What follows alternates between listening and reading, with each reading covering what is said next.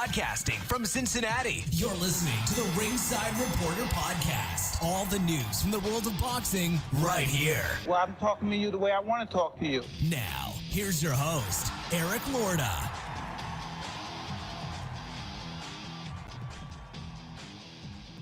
And we are live. Welcome to the Ringside Reporter Show, where we talk about the latest boxing news.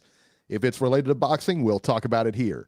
My name is Eric Lorta, and I'm here with my co-host, Joe Habib, and we have a great show for you today. And as always, if you want to call in, you can call in at 323-870-3857, and we'll be here till about 8:30 or 9 tonight. And today, we're going to talk about Terrence Crawford. We may know his next opponent. We'll tell you about it.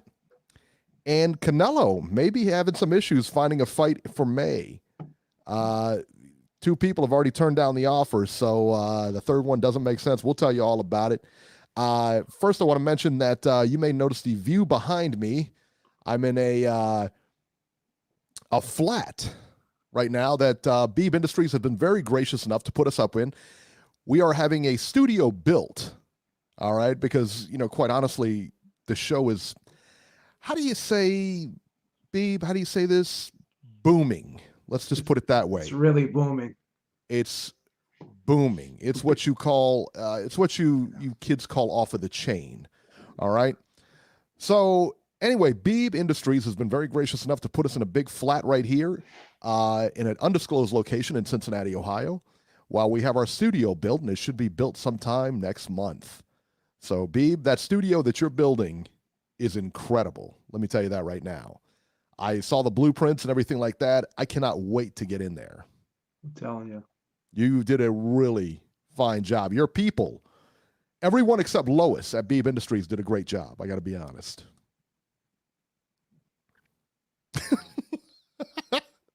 He didn't mean it, Lois. I mean, He doesn't, what does she do? He doesn't Nobody realize likes HR. He doesn't realize that you helped do all those purchase orders for the equipment for that studio. He doesn't see the behind the scenes work. Purchase orders. My wife just texted me, "You're such a nerd."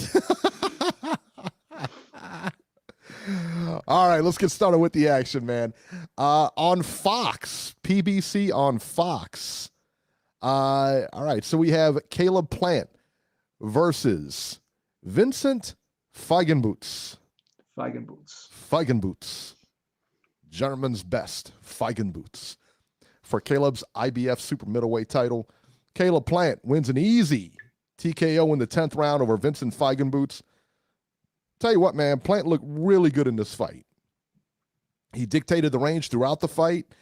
Feigenbtz really had no answers for him. He was really stiff. Did you notice his Beeb too? He was just really stiff.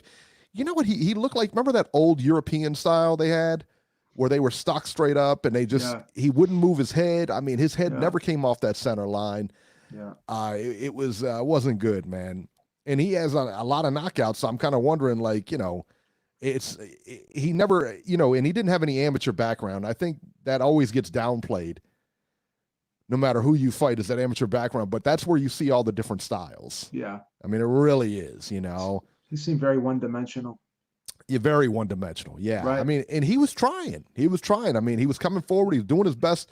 He was just outmatched, man.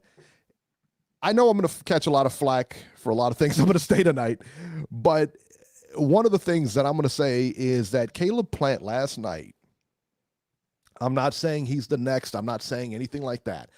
I'm just saying in the fight last night, Caleb Plant reminded me a lot of Roy Jones. I was about to say that. All right, good. So I don't feel like such a moron. I'm like, Caleb Plant, Roy Jones. I don't know. I was thinking the same thing last night. He looked like a combination of, believe it or not, Roy Jones / James Toney. Yeah, because of his defense and everything like that. I mean, when he went up in the ropes, and I think Feigenbtz maybe threw his a 5-6 punch combination. Yeah, and he never touched him. I mean, all the punches were blocked or whatever, or gloved. I mean, it was, that guy. I tell you what, man, that guy. Give him all the credit in the world. Feigenbtz, I'm talking about. He did his best, and he came all the way from Germany, man. But he was just outmatched, man. He just never saw that. But yeah, man, Caleb Plant throwing those hooks from low, moving around, just the way his feet were moving, everything like that. He reminded me a lot of Roy Jones last night. Now, will he fight like that his next fight? No. And Feigenbtz, I think David Benavidez said it was easy to look good against a guy like that. And maybe he's right. But listen, man, I mean, he did what he was supposed to do, and in his hometown, and you know how I am about hometown fights. Yeah. That was pretty impressive, man. That was really, really impressive. So when was the last time a big fight was in Tennessee? Wasn't it like the Lennox Lewis-Mike Tyson? Tyson fight. Yeah, I think it was the Lennox Lewis-Tyson fight. Yeah. So that was, I tell you what, for me, that was the big deal, man. So that was a big fight for them. They had a couple of hometown guys. I imagine they had more on the undercard. They had a couple of hometown guys on there. But yeah, man, I didn't expect Caleb Plant. I expected him to win. You didn't really know what you were getting with Feigenbtz, though. And it was one of those things where, like, I probably wouldn't have bet on that fight because I have never seen that guy. I don't know anything about him. Everybody I heard talked about he had heavy hands and everything like that. Yeah. Son, it didn't matter. Heavy hands don't mean anything. Knockouts, knockout shots don't mean anything. If you can't land it, you can't land it. That's just the long and short of it, man. If you can't land it, it's pointless. I got heavy hands too. I guarantee I can't knock out Caleb Plant. Put it that way. The size of these ham hocks. Look at that. Those are like canned hams. I mean, that's like canned hams right there. Beeb can palm a basketball. Oh, yeah. I tell you what. Look at that. That's a man right there, boys. Yeah, that's a man. All right. Now, so after the fight last night, Caleb Plant called out Benavidez, so we'll see where it goes. I mean, I'm not too confident that fight happens next. You know what I think would be interesting is Caleb Plant and Canelo. I think that's an interesting fight. No? It's crazy? I think Caleb Plant and Benavidez would beat Canelo, but I don't think Callum Smith would. So to answer your question, yeah, that's a great fight, but I think Plant would win. Shout out to Notorious VC who's in the chat, and I will entertain your question. Where's Ringside Robert? Him and Hamed especially, but Hamed's been here. So Notorious VC back after a long hiatus. Ringside Robbie and us have parted ways due to creative differences. So there you go. Yeah, because he won't get the zone at ESPN. Oh, stop it! Stop it! That's not the reason. What's the matter with you? Wasn't watching the fights. What's the matter with you, Beeb? So Stop it. We weren't going to talk about hopscotch with him. I'm sorry. What's the matter with you? I'm sorry. Come on, be a grown up here. What's the matter with you? I apologize. You apologize? What a great mood tonight. Excited for Fury Wilder. I love this flat, by the way. This is nice. Isn't it beautiful? Nice. See a nice library we gave you so you can catch up on the library. Yeah, I got the Hitler book right behind me, the Life and Times of Adolf Hitler, Life and Times of Harry Truman, his book on Ike over here. Yeah, I got them all over here. Got them all. Got them all, baby. I'm a voracious reader. That's what you need to be. That's what you need to be. There it is. So what were your thoughts on Caleb Plant in that fight in general? Again, you hear people say, well, he did what he was supposed to do. And I've said this many times. Yeah, okay, he did what he was supposed to do. But many times fighters don't do what they're supposed to do. So I think he did more than he was supposed to do. I think he looked extra sharp last night. I just liked the way he opened up those headshots with the body shots. I liked the variety that he was throwing. I liked the versatility. It's easy to get complacent in there when you're in there with the guy who you're levels above, but he stayed focused the whole time. He didn't get sloppy. He didn't get lazy in there. He didn't make any stupid mistakes. And like you said, he was in his hometown. And a lot of times when you're in your hometown, there's a lot of pressure on you to look good. And sometimes a fighter will try too hard and he'll get a little over anxious, a little overzealous, and he'll get sloppy sometimes. He'll load up with shots to try to get the knockout. Caleb Plant didn't do that. He fought a very methodical, comprehensive fight last night. I thought it was a solid performance. Benavidez, to me, is still the man in that division, in my opinion. But you could argue for any of the three. But I think Benavidez and Caleb Plant, I think both, in my opinion, have more skill than what's his name there, Callum Smith. So. And not only that, I just think they're more athletically gifted. I think both of them are faster and a little bit more explosive. They're a little sharper with the reflexes. Callum Smith is kind of that meat and potatoes grinder type guy where he's just one of those hard workers. Not that he can't box as well, but I thought he lost his last fight. I scored that fight against him. And see, I'll be honest, man. I thought I scored that fight easily for him. Yeah, I scored it easy. A lot of people saw it, thought he lost, saw it the other way. Yeah. And I respect your opinion, but either way, I don't think he looked great in that fight. And when you watched him in that fight, you could see how a more athletically gifted, more sharper fighter would give him problems. And I think both Benavidez and Caleb Plant would give him problems. I think they'd be able to get inside because he's a guy that needs distance and space and stuff. Both these guys are really quick with their feet, and they can get in and out and pivot away and slide back and take half steps off to the side and really give you different angles and different looks in there. And I think that would be very problematic for Callum Smith, who's more of a straight line type guy. He's a I don't want to say he's basic because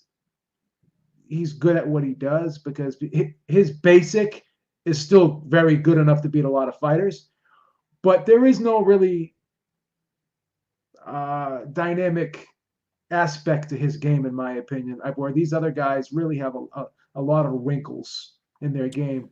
Yeah. When he does well, but I don't think he has the versatility and the athletic ability and the speed that these other guys have. So, but you can still make an argument for him. Yeah. What about, who manages John Ryder? I'm not even or who's sure. his promoter? Because whoever it is, they've done a lousy job. Because even though I had Callum Smith winning that fight, a lot of people had John Ryder winning that fight. Yeah. They should have parlayed that into another big fight, and they didn't. No, they didn't. Not at all. And that's what you call a lousy promoter. That's lousy promotion right there. Someone in the chat says Hearns promotes Ryder. I'm not sure. Does he? I don't know.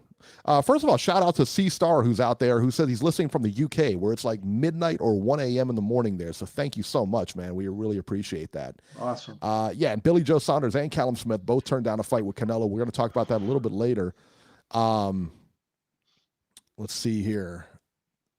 So yeah, man. Let's see here. I think, I don't know, man. Centurion says that Centurion's son said that he thinks that Canelo would wipe out Caleb Plant. I don't think so. I don't think so either, man. No I don't think so, man. He can box. No way.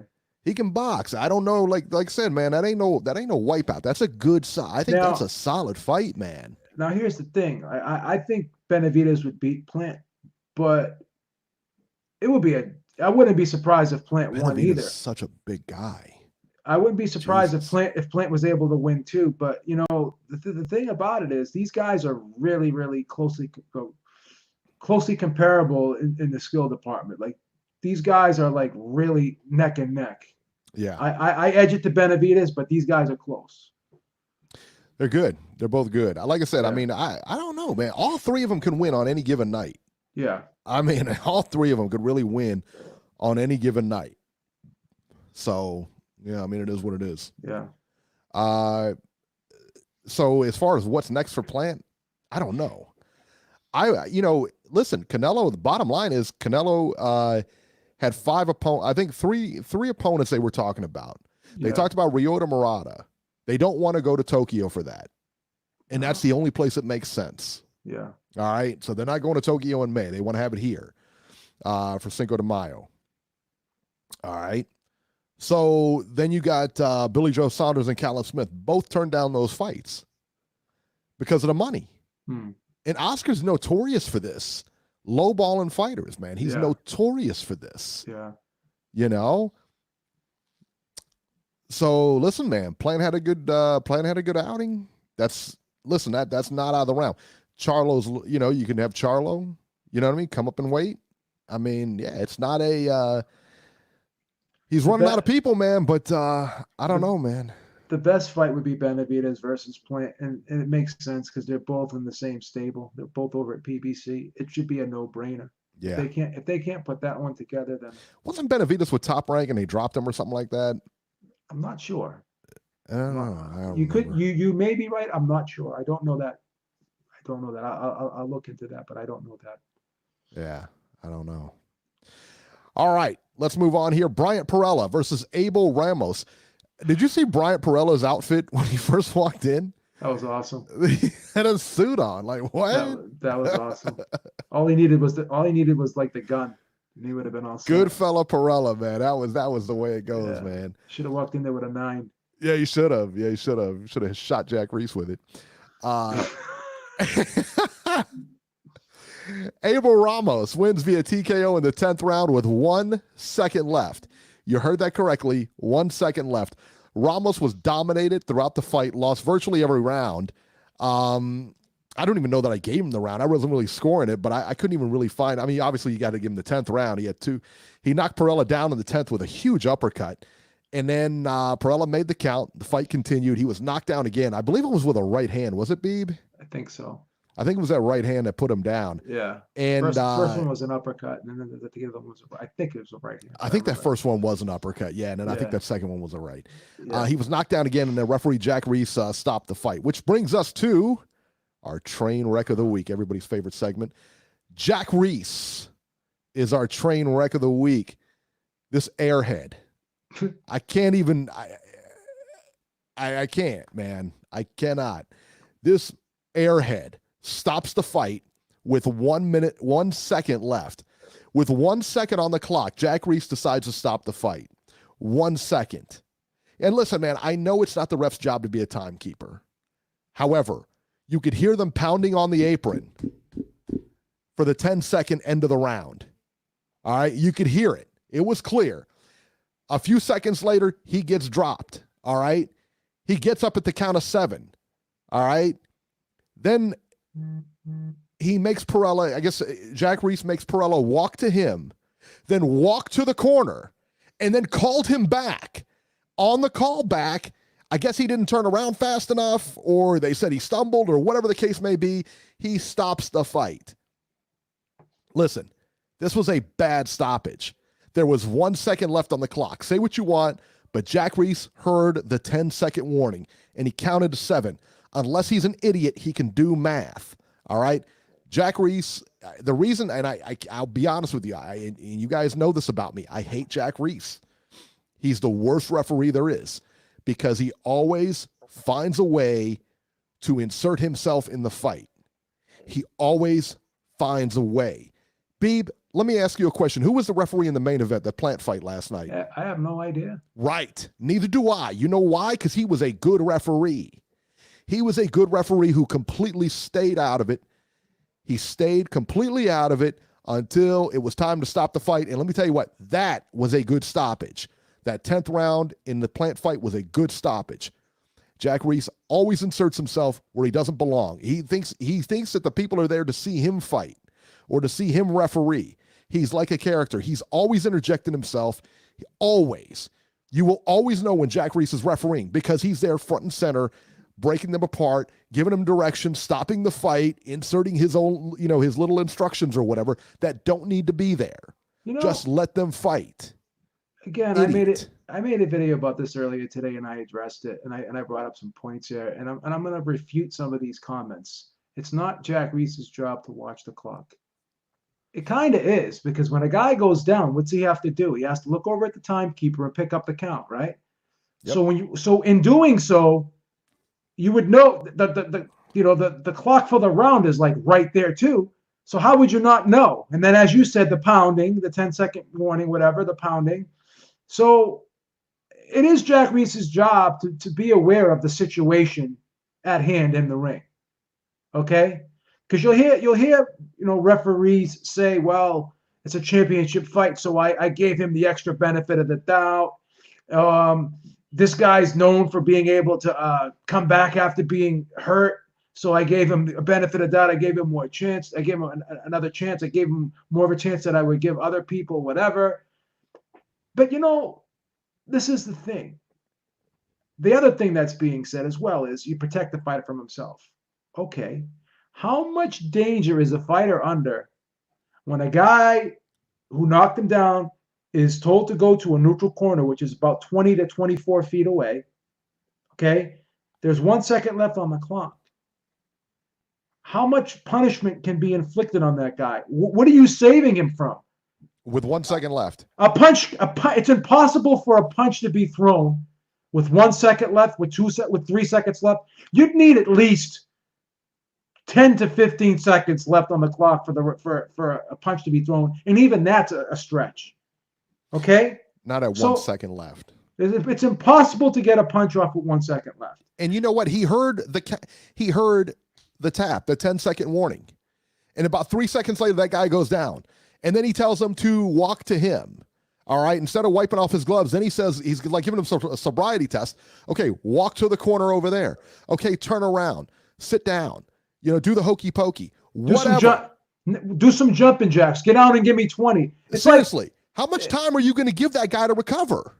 And that was the argument in the Tyson Fury fight, because he's letting Tyson Fury, move around and shake out the cobwebs. All you do is you look in the guy's eyes, you look at his gloves, you shake his gloves, you say, give me your gloves, take 2 steps forward. That's it. Enough with these theatrics. That's what I'm saying. He always inserts himself into fights. Always. And he's the one, C-Star said that he took 2 points off Logan Paul in the fight against KSI. And granted, that fight didn't mean anything, but it's the point. He found a way to insert himself into that fight. It's literally... It is impossible for him. It was impossible for him to run across the ring and swing at him with 1 second left. Anyone that says it is...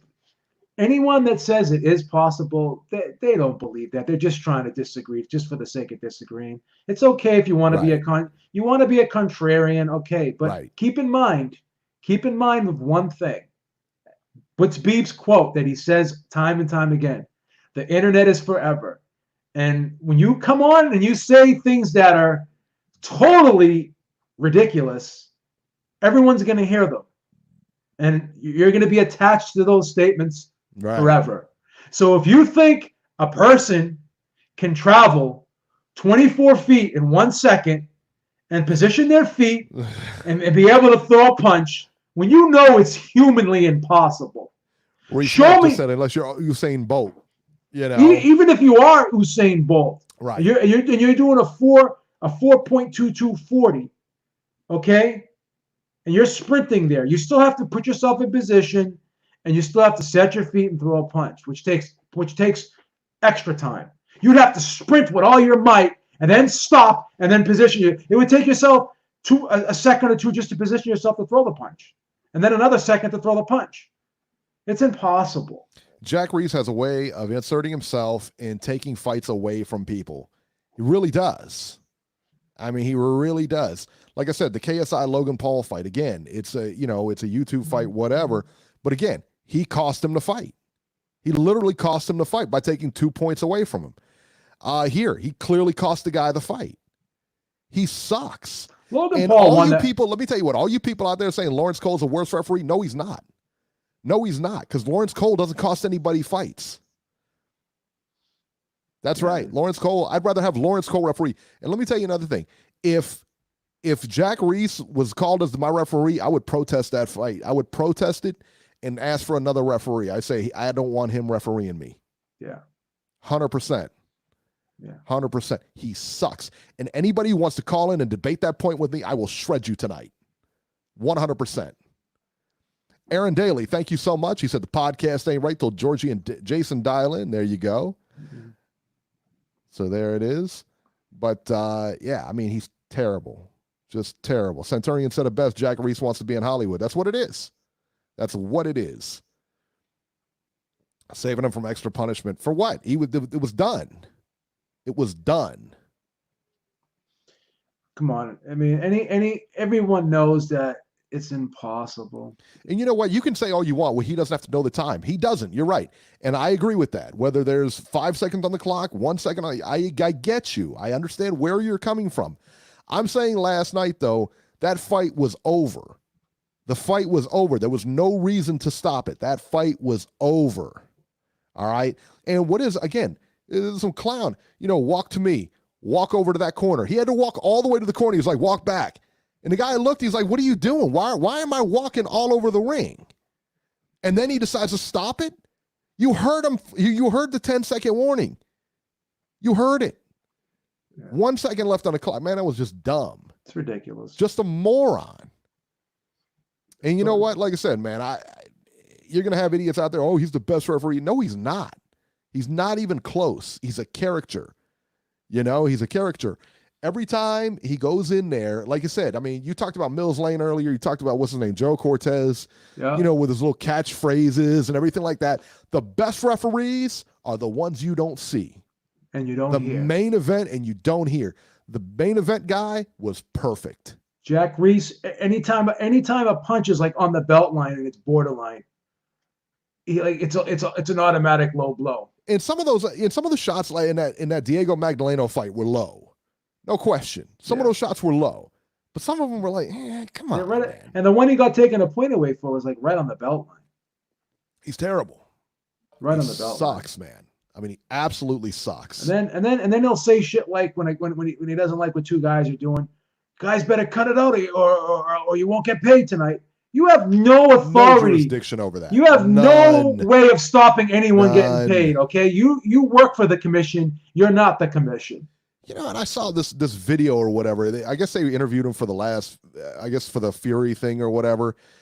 And this interview with him, and he's talking about how he was he was a licensed paramedic and he was a fireman for 30 years and he's going on giving you your resume. Like, dude, I could care less. He's talking about trauma and gunshot wounds and he knows how to recognize everything. I went back and I watched that 12th round, the Fury Wilder. Fury obviously goes down. He gets up. Jack Reese wipes his gloves off. He says, come to me. And he says, walk over this way.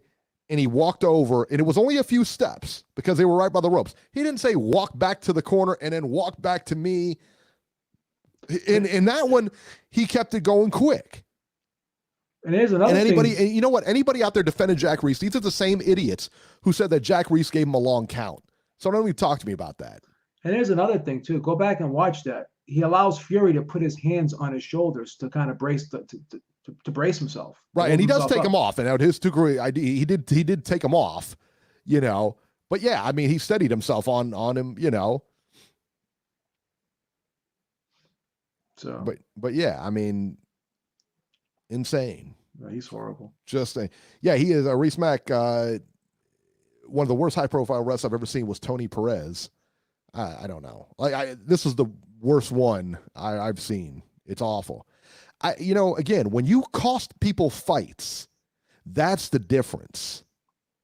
You know what I mean? That's the difference when you start costing people fights. And I can name two right off the top of my head that he's cost. That Logan Paul fight was despicable. It was. Logan Paul won that fight, too. He did. He couldn't have won it with the points taken away. No, he won that fight. And this kid last night who won every round. Every single round. And he wasn't taking any punishment until that last round.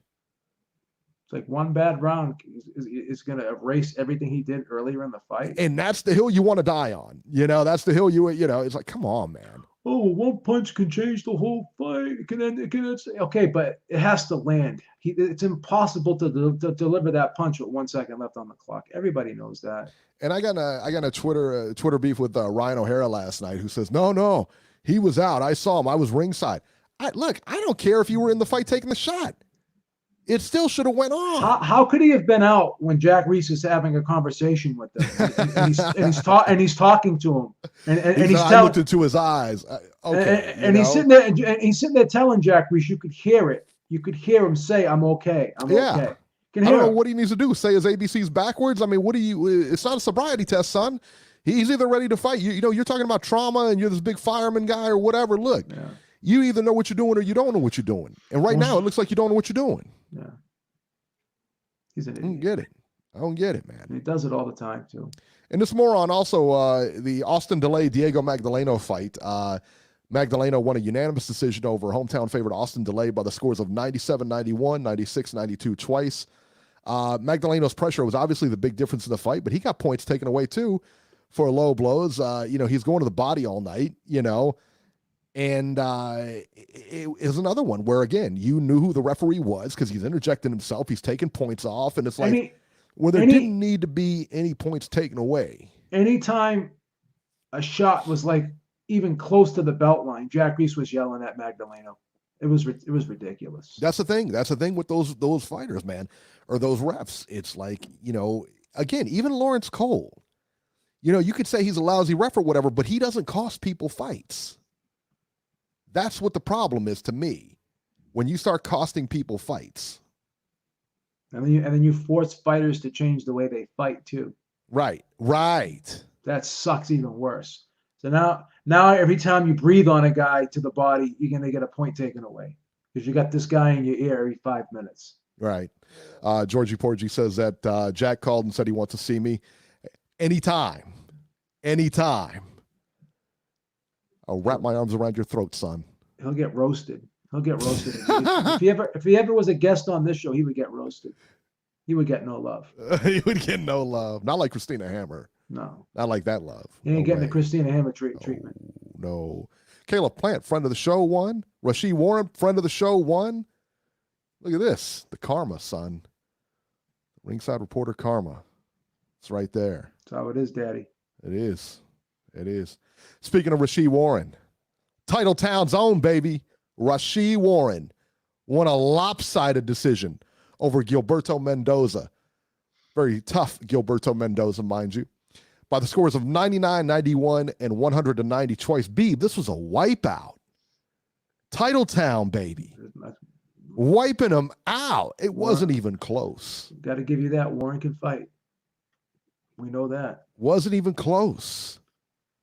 We know Warren can fight. He can hold his own. Absolutely can, man. He's no joke. 3-time Olympian. He's no joke. Got to give it to him. All right, let's talk about DAZN here. DAZN, Ryan Garcia and Francisco Fonseca. This was, I tell you what, man, I was impressed. Like I said, I expected, this was one of those fights like Kell Brook last week where I expected Garcia to win this fight. I didn't expect that. Garcia knocked him out in 80 seconds of the first round. Garcia looked good, and it was a left hand that caught Fonseca in the middle of an exchange that put him out cold. He was out cold. He was out. Boom, man. And it was, you know what? He didn't see it coming. And you mentioned it. Go ahead and talk to me a little bit about what you talked about you thought it was fixed or something like that. You said his last two fights. I don't know. I know you don't think it's fixed, but just the way it goes down. It just looked so weird to me the way those fights ended like that. It was just I don't know. It's just kind of weird. I don't know. I can't prove it.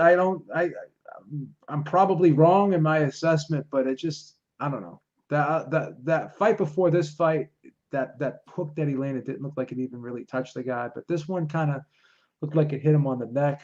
I don't know. Yeah, he clipped him. But you know what it was, Beeb? It was in the middle of an exchange. And I don't think the guy saw it coming. He was looking this way and he got clipped. Yeah. It was almost like he was looking to his right, looking for that right hand to come down. It kind of didn't even look like he turned it over fully. I don't know. Yeah. It's just weird. It's just, both fights looked a little weird to me. That's all. And you know what? And good, there's a good reason, man, because it was like, again, they were like highlight reel knockouts. And Garcia can punch, man. Garcia can fight. I don't think there's any question about that. Garcia can fight. Yeah. So this is what's bizarre. All right. And you tell me what you thought of this whole thing. I don't know who's running the show over there at DAZN. I don't know who's running the show over there at DAZN. Who thought getting Devin Haney in the ring was a good idea? So Devin Haney, his father, crashed the ring after the fight, talking about we want to fight you next. We want to fight Garcia next. That was funny. Garcia said he wants to fight him next, but not really. Garcia said he wants to fight Linares and rattled off about 5 or 6 names, and then said he was going to be whatchamacallit. He was going to be what is it? He was going to fight Haney then next. But it's like, why would you bring him in the ring? Why would you bring Devin Haney in the ring, knowing that fight is going to happen no time soon? Then there was video What is footage. that? Yeah, there was video footage on YouTube where Devin Haney and his father ran up on Bernard Hopkins when Bernard Hopkins was being interviewed by Radio Raheem. Okay, so talk to me a little bit about that, because I didn't see it. I mean, I saw it, but I didn't get to see it. You know what I mean? They were sitting there, complaining about why he can't fight him next, and why they keep putting up all these other fighters in front of him. And then Bernard Hopkins says, well, because you're the best. Save the best for last. Trying to gas him up a little bit and shit. It was just funny. Devin Haney, I think, beats everybody. You like Devin Haney a lot, huh? I do. I think he's the next guy. I really do. We said this. I said this about Deontay Wilder when he first came up. I saw him in Cincinnati. This was way a long time ago when he was first coming up. And you saw him, and the way he knocked this guy, you just knew he was something. There was something there. He was going to be the next up-and-comer in the heavyweight division. Saw the same thing with Errol Spence Jr. in the Olympics. You just spotted that, And the same thing with Devin Haney. I mean, he's just got that it, Well, they also said, too, at the end of the interview, they said, we're not waiting for him. We're going to go up to 140, and we're going to go. And then Bernard Hopkins says, who are you going to fight up there? And he goes, Mikey Garcia. So they're serious about that Mikey Garcia fight at 140. I think he smashes Mikey Garcia. And I mean, listen, I don't think he knocks him out. I think he runs the scorecards on him. Yeah. Put it that way. Yeah.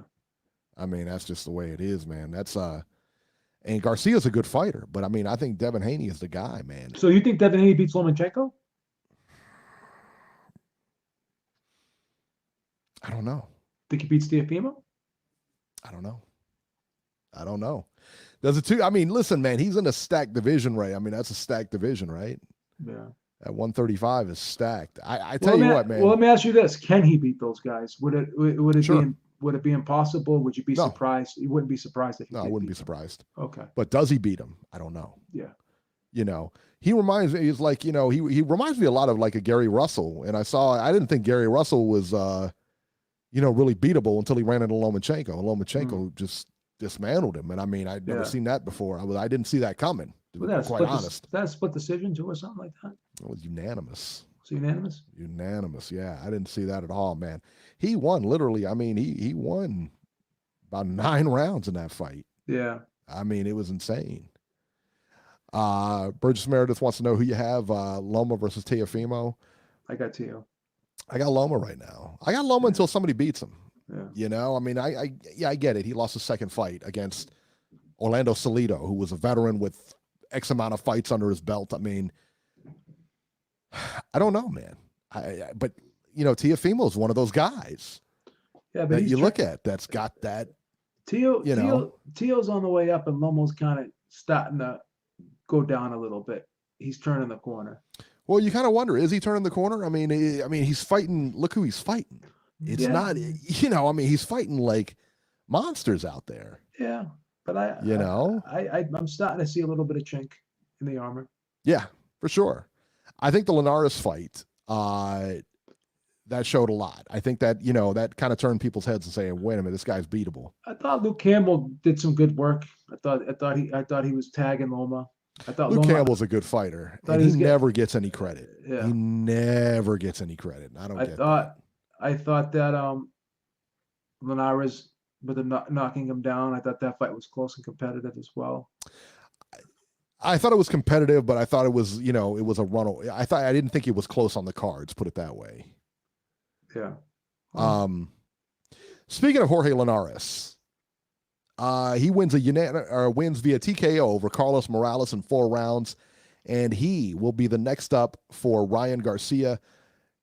Beeb, I think this is a good matchup for Ryan Garcia because I think Linares is his best days are probably past him. Yeah. You know what I mean? I think that I think his best days are probably past him, but he's still got something. He's still got something there. And I think that this is a good fight for Garcia But I think this is, and Garcia after his fight, was giving an interview saying, I'm only 21 years old and look at me, I'm a beast, this and that. So he may be reading his own press clippings a little bit too much. I don't know.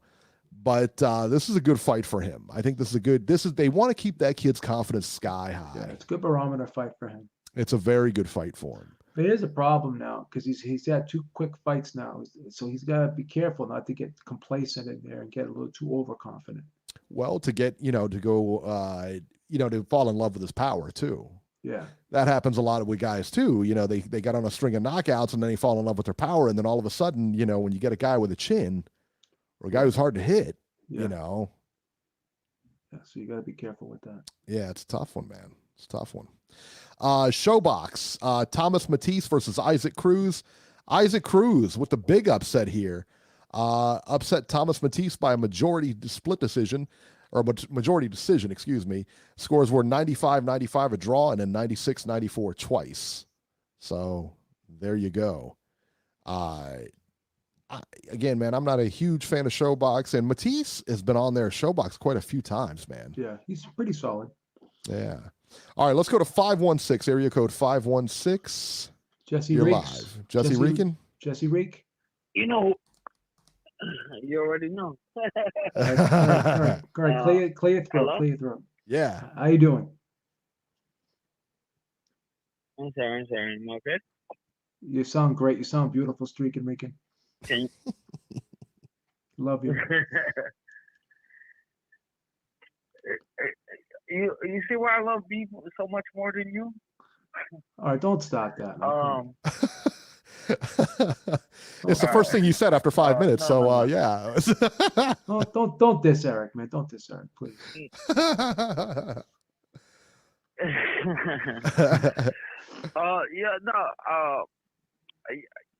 Did anybody take my bet? You know what? I'm gonna up my bet live on the air. $200 on Tyson Fury next week. I want takers.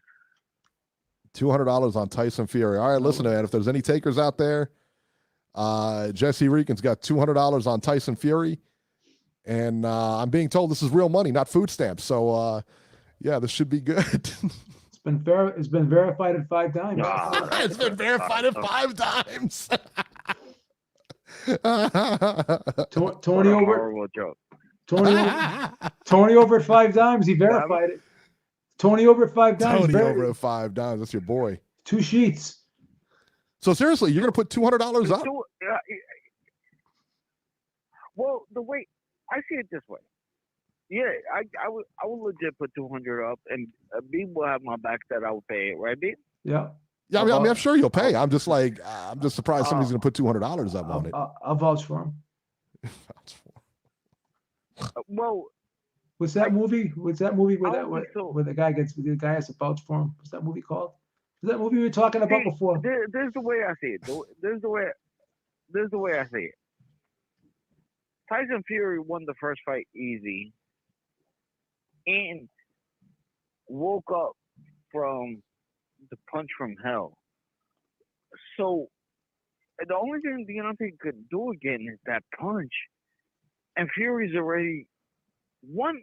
So I don't see how Fury can win this one, right? Isn't this like just a logic, like 2 + 2 = 4? Not exactly, man. I'll be honest, man. Not exactly. You think about like fights. I mean, because look, what do you think? Deontay's going to catch him with that? Even if Deontay catches, I'm sorry, I don't mean to cut you off. No. Let me make my point real quick. Even if Deontay catches him with that punch again, he's going to get right back up and fuck him and outbox him. Rematches are tricky, man. I'll tell you what, rematches are tricky. The one rematch, Beeb, you remember this fight a long time ago, Terry Norris and Simon Brown. You remember that first fight in Mexico, and Simon Brown demolished him in 4 rounds. I mean, hurt him every round and then took him out in the 4th round. And I said, there is no way Terry Norris is going to win that rematch. And he just completely dismantled him in that rematch. Strange things happen, man. Strange things happen in rematches, man. And it's, I'll give my opinion tonight. That. I mean, Antonio Tarver, Roy.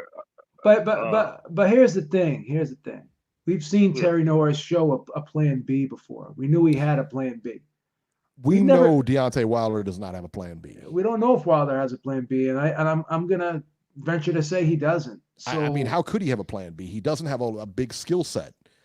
I mean, I'm just being honest. I mean, it's true. He doesn't have. I mean, it's not like he's gonna go out there and outbox anybody. Could you ever picture? Could you ever picture Wilder fighting Andrew Ruiz like Anthony Joshua fought Andrew Ruiz in that second fight? Could you ever picture Wilder doing that? Just laying back like that and sticking and moving and fighting on the just not. No. He just wouldn't do it. He even said so. Because that's not how you win. That's not how you win the championship. So that's the difference between when you make that comparison. Think this is possible? Yeah, and I'm still sticking for my $200 bets. I'm taking challengers. But do you guys feel like this is possible? Do you feel like Deontay could go out there in the first round and just knock him out? When you carry that type of power, man, I think anything's possible. It's not impossible. It's not impossible. It's unlikely. It's improbable. It's improbable in my opinion, but it's not impossible. But when you carry that kind of power, man, anything can happen. And he put it, I mean, he said it in the first fight. He said says that, you got to be perfect for 12 rounds. I got to be perfect for a second. I got 1 second to land that punch. Yeah, I only got to be perfect once. Yeah, that's true. And he's right. I mean, he really is. I'll say this: he's 100%. What I love about both of them, and at least that first fight, I haven't heard much interviews on the rematch, but they're so self-aware.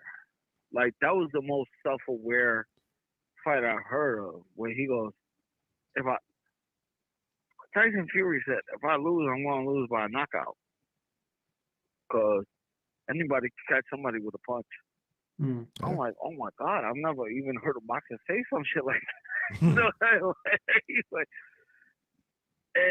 and Deontay is like, all I need is that punch. So it was the most self-aware fight that I've ever heard of, right? Can you imagine? But right there built my confidence in Fury, because I'm like, he already knows what he's going up against. Yeah. Like he's prepared for that. As far as Beeb's point on the referees watching I don't know, man. You go back to Meldrick Taylor and Chavez, man. You go back to Jermaine Taylor, the first loss against Carl Froch. I don't know, man. I get what you're saying. How much damage can you do in 1 second? But it is not. I don't know. I gotta say, we have to ask one of the best referees of all time, Steve Smoger. I feel like he's one of the best. I've interviewed him before. I need a referee's opinion on this one, because I've interviewed. Yeah. Well, let me ask you this. Go ahead. Has Steve Smoger ever stopped a fight with 1 second left, 2 seconds left? Like, no. Well, to be fair, how many times has he been in that position, though? I've interviewed Richard Steele. But I've interviewed Richard Steele. He's notorious for letting the fight go on. Well, let me interject something here too. Is that the thing is, like, the parallel that's been drawn in the past 24 hours is the Meldrick Taylor Julio Cesar Chavez fight. That was a bad call too. Richard Steele stopped it with 3 seconds. Right. I think that was a better call. That was 2 seconds. 2 seconds left. I think that was a better call than the one last night. I'll tell you exactly why. Because when he asked him twice, "Are you okay? Are you okay?" Taylor wouldn't answer him. He nodded his head though. He was looking at the other corner. When I watched the replay, he's looking at the other corner, and largely because Lou Duva came on the apron. But he nodded his head. He's looking at the other corner, and I don't remember him nodding his head. But like I said, he went like this. He goes, yeah. When I looked at him or whatever, Steele looked at him, and he said no more. I get that, and you can call that a bad stoppage, whatever. Last night was worse because the guy was walking to him. And he made him do so many other, I mean, like I said, come to me, are you okay? Wipe off your gloves. Then he made him step to the side, walk to one side of the ring, come back. I mean, it was ridiculous. I didn't see last night. So last night, I didn't watch last night, so I can't. I want to be completely honest. So last night was kind of embarrassment on the referee's part. You think? I think it was. I know. If I'm a fighter, Jack Reese ain't doing none of my fights.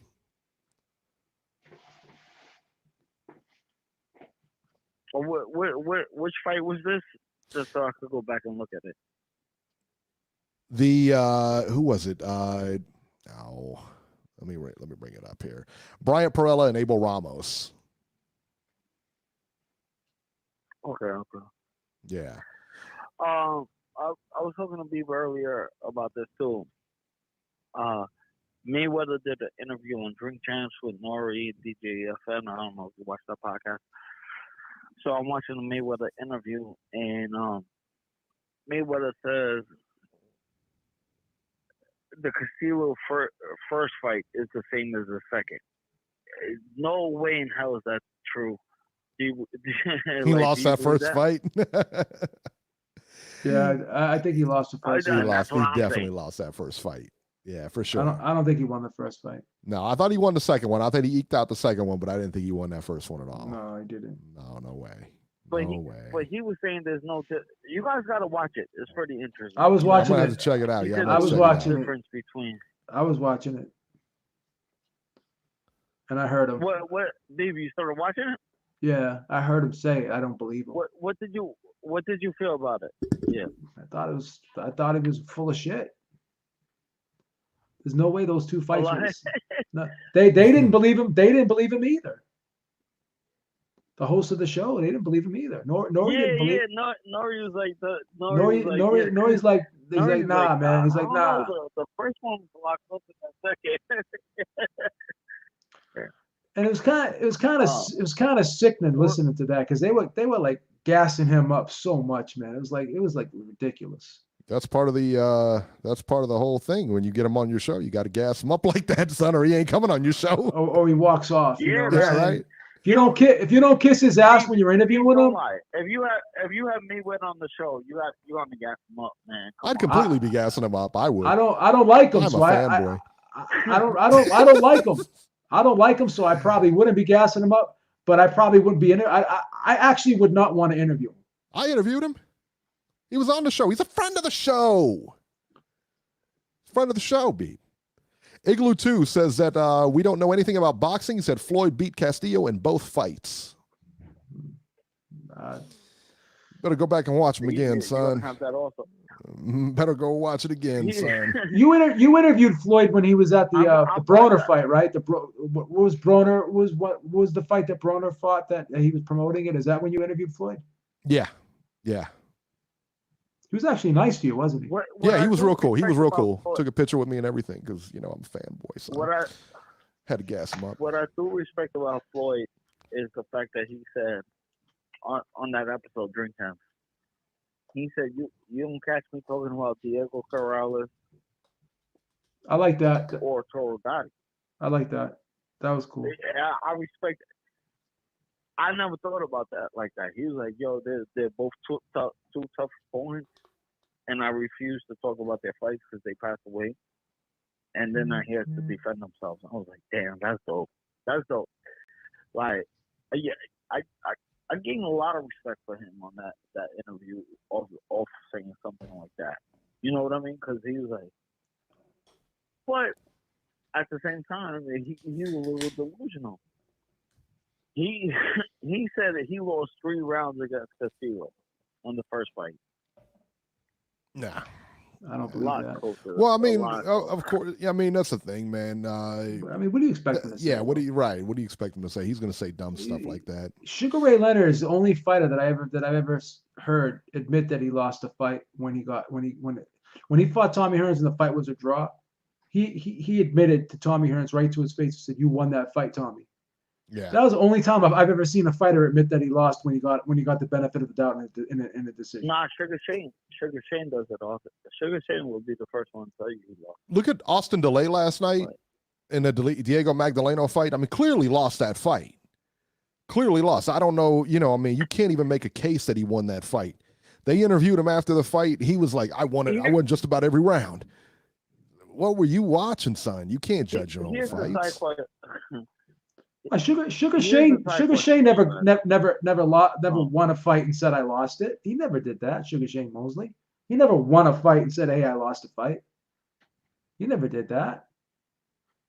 No. I'm saying he's lost and took it to L like a man. No, but what I'm saying is Sugar Ray Leonard got a draw in the second fight with Tommy Hearns. He got a draw. Everyone thought he lost a fight. Right. And then he said to Tommy Hearns, he said, "You won that fight, Tommy, even though the fight was scored a draw." Like, I didn't know that. I've never seen a fighter ever get the benefit of the doubt in the scoring of a fight and say he lost. Never seen it. That's why I love Sugar Ray Leonard. He's a real one. I love him. There it is. So he went up to him after the draw and said, "You got me." He said you won that fight, Tom. That takes a real man to say some shit like that. Absolutely does. That takes a real man. You won that. He said you won that fight, Tommy.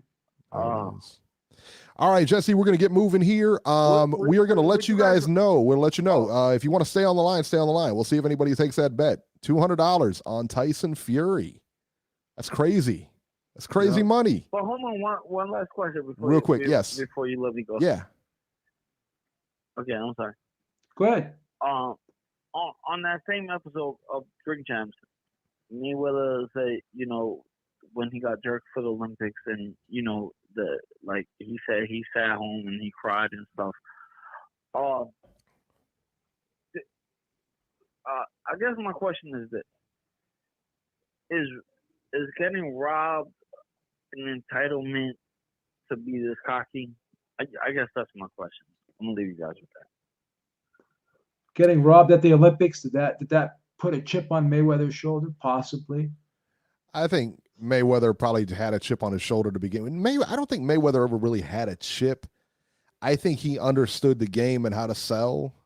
You know what I mean? I think he found that out after a couple fights where he was like the fan favorite, and and he wasn't getting the money he thought he deserved. That whole HBO thing. I respect the hell out of him, but I'm just not crazy about him as a person. No, I'm not either. But again, man, I mean, he did a lot for the sport. Well, he kind of some good and bad. Yeah. I mean, I respect the fact that he increased the pay scale, but before him, De La Hoya increased it, and before that, Tyson increased it, and before Tyson, it was friggin' Leonard and friggin' Hagler that increased it. So everyone has a part in that. With each era, the superstars kind of advance the sport monetarily for the next guys coming after them. So which is good. 760. I think this is Nacho. 760. You're live. Hey, what's happening, fellas? Oh, this is Brian. Brian. Okay, you guys Brian, both have the same area code. What's up, Brian? He's got the heavyweights. That's why he's calling in. Kick some knowledge, Brian. Kick some knowledge. Right. Don't smack Eric around too much this time. I hear you guys. Hey, I hear you guys talking that blase. You want to make the bet. I'll take that bet. What's up? Sign me up. Wow. Jesse Rican's got to take it. Is he still on the phone? Hold on. Is he still on the phone? I'll take Wilder. For $200. $200. Hold on. I'm gonna get Jesse, you on the phone? You want money too. Yo, Brian, you want to pay me back the pennies or what? Yes, sir. Let's do it. I mean, this is insane. I don't do online bets, but I mean, we're gonna have to figure this out. We'll figure it out. Do a PayPal. Yeah, you can do a PayPal. Hey, got a PayPal. Me up. Got a PayPal. PayPal. Okay, you guys gonna have. You on Twitter, bro? You on Twitter? Nah, I ain't got none of that. We'll figure it out. Not on Twitter? We'll figure it out. Sure, we'll figure it out. No. I don't want to say we'll figure it out. I don't got no Twitter. He said he got cash money. I don't want to leave my number on here. I don't know, homie. I don't know. We'll figure it out. We'll figure it out. Once you We'll wire it to figure it Beeb, out. Beeb will get it to Brian. I don't know. No, Figure it Beeb. out. I'll put you as a middleman. No, because I wanna do this. I wanna confirm it before Saturday, and him saying, and then when Tyson beats him, I don't want him saying, no, we never figured Well, it out. you guys got to I want- exchange. Right. You guys got to exchange email addresses because that's the only way you're gonna be able to we pay gotta each other. exchange emails. Yeah, that's it. All matter you of need fact, is an email address. Go on. I put my email in the chat. I don't know and that then you can we'll do just that. go Yeah, I don't know if you can do that. I don't have the chat. I put my email in the chat. Okay, well there you Beeb. go. There you go. My email is Okay. jhabeeb1@hotmail.com. Guys, email me with both your email addresses, and That's right. I'll be the facilitator in making sure these bets get paid. That's it. $180 on the line here because we take 20 of it just for facilitating the bet. Beeb, hold on. Yo, Beeb, I'll call you right. I'll call you tomorrow. You know I will. All I'll right. call you tomorrow. Make sure that you got this guy. If he's dead serious, I'm dead serious. I'm dead serious. We can figure this out right now. Let's figure it out right now then. As long as you got email addresses, you can pay each other. What? I just put my email address in the chat. Okay. All right, So- Brian. Put your email address in the chat, and then once we got it, we got Jesse Reekin's email Okay. address. I want Okay. my money. I want my money next Monday, bro. For sure. This is insane, B. When's the payout date? Next For Monday. sure. I love this shit. I love it. All right, so by next Monday. Yo, by Brian. next Monday, yeah. Monday's a payout day. Monday's a payoff day. Monday's a payout day. Brian. There you go, homie. Can I call you Brian? Hey, there you go, Can I call homie. you Brian? Can I call you Yeah. Brian? Yes, sir. You sound No, like she a don't. pretty smart dude. Why are you making such a dumb bet? Oh! Let me tell you, homie. All right, man. All right, now. Trash talking B. Hey, let me go ahead. Hey, let me go ahead, because I like this. I like this, man. I love this. I love it. All right, so just for the record, Okay, let me say, man, I don't know. You guys are crazy, man. You guys are nuts. Why are you gonna bet on Fury? You say I'm crazy. Why are you betting on Fury? If you listen to the show, we explain ourselves 3 times over. Okay, so pretty much, you betting on Fury to get up again. He's not going to get knocked down this time. He's So not going to get then knocked you're down betting this on time. Fury to be perfect, right? Because that's Yeah. really what we're talking about. You betting on Fury to be perfect. There we go. Bro, We'll have can to see. we be honest? I'm He won being the first honest. fight. Look. He won the first fight. I don't agree with that. I don't agree with that. You know what I'm saying? I think it all depends, because you cannot tell me in that fight there wasn't no swing round. So if you like Fury and it's a swing round, of course you're going to give it to Fury. You can't tell me it wasn't 2 swing rounds in that whole fight, besides the knockdown. Come on. Don't try to make me feel like I can't score a fight. Okay, even if that's the case, it's still a draw at the most. Like, that's what. Hey, look, homie. Wilder's best chances was knocking him, and then he knocked him down, and Fury got up like the Undertaker. That's not going to happen I again. feel you. Hey, but look. I look at things different from what everybody else, because my thing you is, like to I give think money both away, and I'll take your money. No, look. Both fighters to me lost that night. Both of them. Fury lost, Wilder lost. Fury got knocked out. Wilder lost. He got outboxed. It's a draw. You know what I'm saying? So everybody be like, oh, Wilder lost. Everybody made me feel crazy. Because I said it's a draw, but they both lost. You know what I'm saying? That's just how I feel, you know. all right. I tell you what, Jesse Reekin, we're going to put you back on hold here. And so we have a bet. We have a bet, guys. Beeb, you have Brian's email, correct? I do. Yeah. Wow. So $200. Just to be clear, Jesse Reekin is taking Tyson Fury. 200. Brian is taking Deontay You got his Wilder. email on there? All they have to do I is got it. Joe. Now I listen, got it. I the got it. bet is all they have to do is win the fight. There is no knockout clause or anything like that. You just have to win the fight. That's it. All right. So if Wilder wins by decision, it doesn't nullify anything or anything like that. You just win the fight. You're betting him to win. 200 bones. Gangsta talk for $200, man. I can't believe you guys are betting $200. Thanks, homie. Beeb's over there balling. He ain't betting $200 on nothing. I tell you that. Right. Nelson Santos, thank you so much. He said, how many times did you guys watch Wilder Fury 1? Quite a few times. I think I watched it quite a few times, actually. About 5. Yeah. Somewhere around there. That's insane. All right. Brian, that's insane, man. Yes, sir. All right. Well, hey, man, we got it. Hey, look, man. This is the thing. This is the thing. Okay. Now, when we watched the first fight, we seen that Wilder was making mistakes, right? Okay. Fury, he makes one mistake. That's it. You know what I'm saying?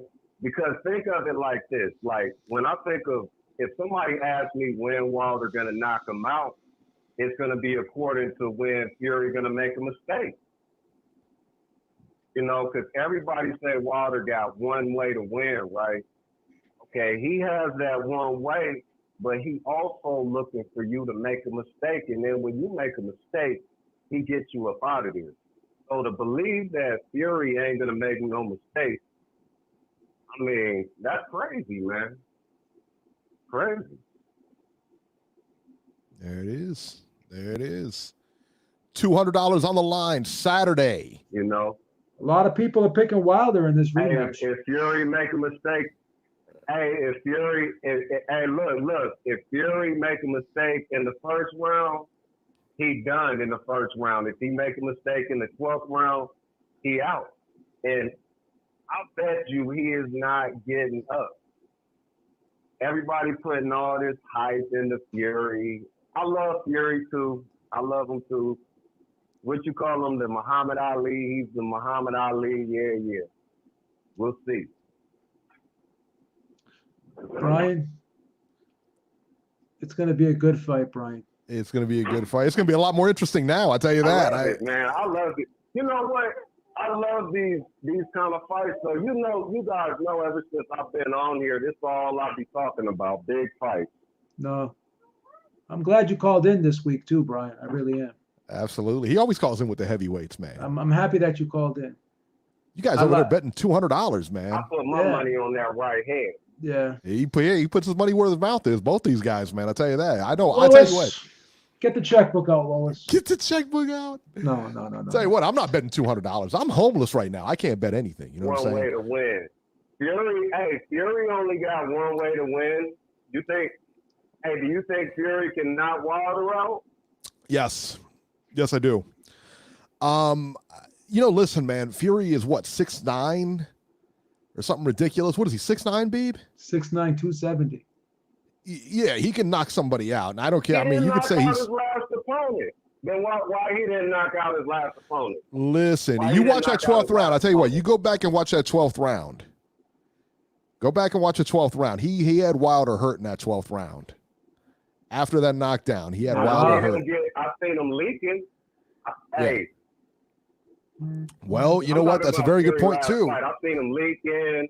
I've seen him getting socked up. He ain't even knock his dude up. I mean, man, it didn't look good. I mean, think about it. Like I said, I always say any man over 200, Champ Life just said any man over 270, any man 270 can knock out anybody. He's right. And if they land the punch, these are big guys who know how to punch. He can knock you out, man. I mean, for real, he can knock him out, man. No joke, man. Yeah. I don't think. Now, will he knock him out? I don't know. Well, again, I mean, an opportunity has to present itself. You know, I mean, that's a big part of it too. I mean, the other guy's not just going to let you sit there and hit him. That's right. I mean, that's the deal, man. That's right. So yeah, there's a lot of argument. You can argue this back and forth for days, man. Yeah. There's a billion different ways this fight can go. I will say this though. Look, I will say this though. I'll be honest. If Fury do pull something like this off, this shit will shock me. You know what I'm saying? This will be a shocker to me. You know what I'm saying? And I'll give Fury his props, you know, but it's not his time. I hate to tell you guys, it ain't Fury time. It's Wilder's time. I already got the game plan, so that's why I'm pretty confident about how this fight's gonna go, man. I already got You've the been talking game to Sugar plan. Hill. You've been talking to Sugar Hill. Love this, man. I've been talking to the people over there, man.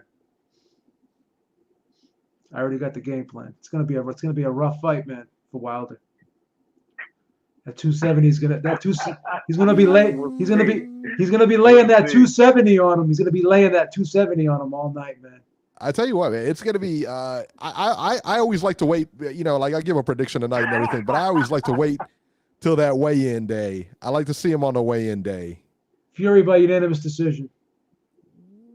I'm down. I'm taking my man Fury. You know that. Hey, but man, I love this, man. I love that we talking like this. I love the bets on the line. I love this, man. This is awesome. This is what we need, man. This is what we need in boxing. We need people to get interested and excited into the fight. We need the fan interaction. That's what makes the sport big. Where's Radio Raheem when you need him? Well, we don't need him. We don't need him. But we need the fan interaction. That's what we need. That's it. Hey, maybe. No, did we lose him? Hey, maybe fights like this will get Earl Spence and Terrence Crawford motivated. You know. I hope so. Hopefully. All right, Brian, we're gonna get running, man. Thank you so much for the call, and we got a $200 bet, Beeb. Brian, thank you so much for calling in, man. That's a pleasure. Insane. $200, Beeb. It was a pleasure, man. So make sure you send that over to Jesse Rican on Monday.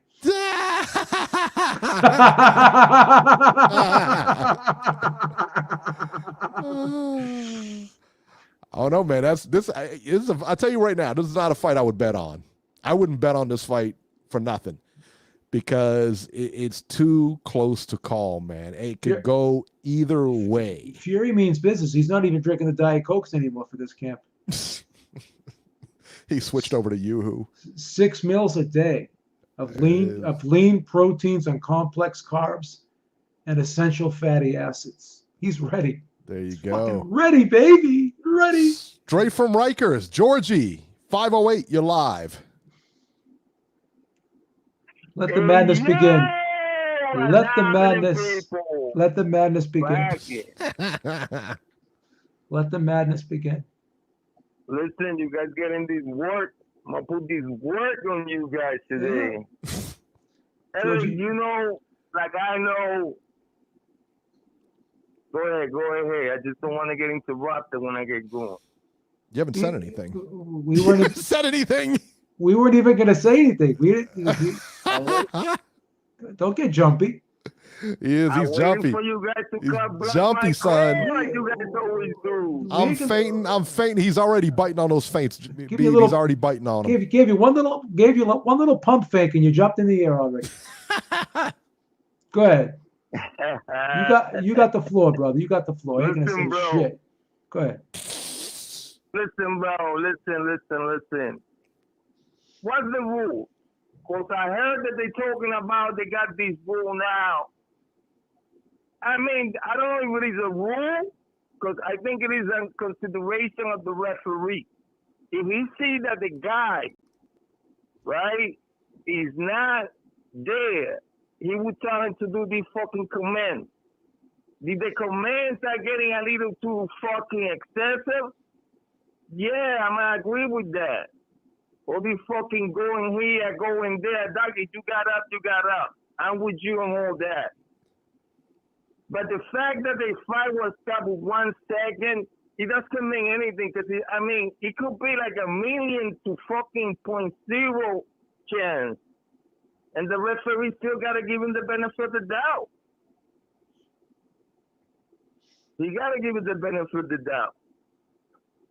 So I don't know what you guys so upset about Jack. When Jack, he can put words on both of you guys. So Jack sucks. Anyways. Jack Reese sucks, son. No way that fight should have been stopped last night. None. How much Jack Reese paying you? How much Jack Reese paying you, Georgie? How much is Jack Reese paying you to do this?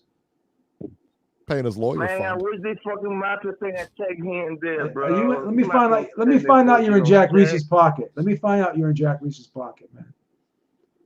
Let me find out you and him got. Let me find out you guys exchange numbers. Let me find out you guys exchange numbers. You guys talk on the phone and shit. Let me find that out. You talking about the mafias? You should be all over this one.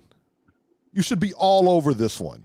Maybe, but there's a precedent. Like everybody's talking about the Chavez Taylor fight. That sucked too. It was what Beeb calls a wrong decision, right?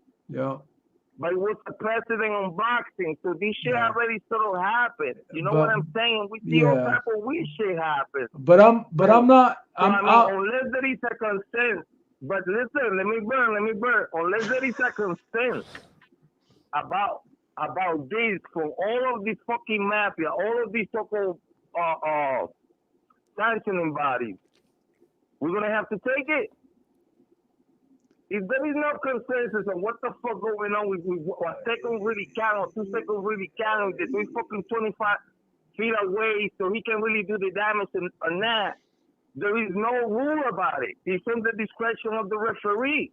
I agree. It happened before. I agree. So I mean, every time that happens, we're gonna bitch about it. What we're gonna do? Yes, we are. Yes, we are. We're gonna hold them accountable. Absolutely. That's like if someone kicked me in the nuts and then I get kicked in the nuts again and then I get kicked in the nuts again, I'm gonna complain every time I get kicked in the nuts.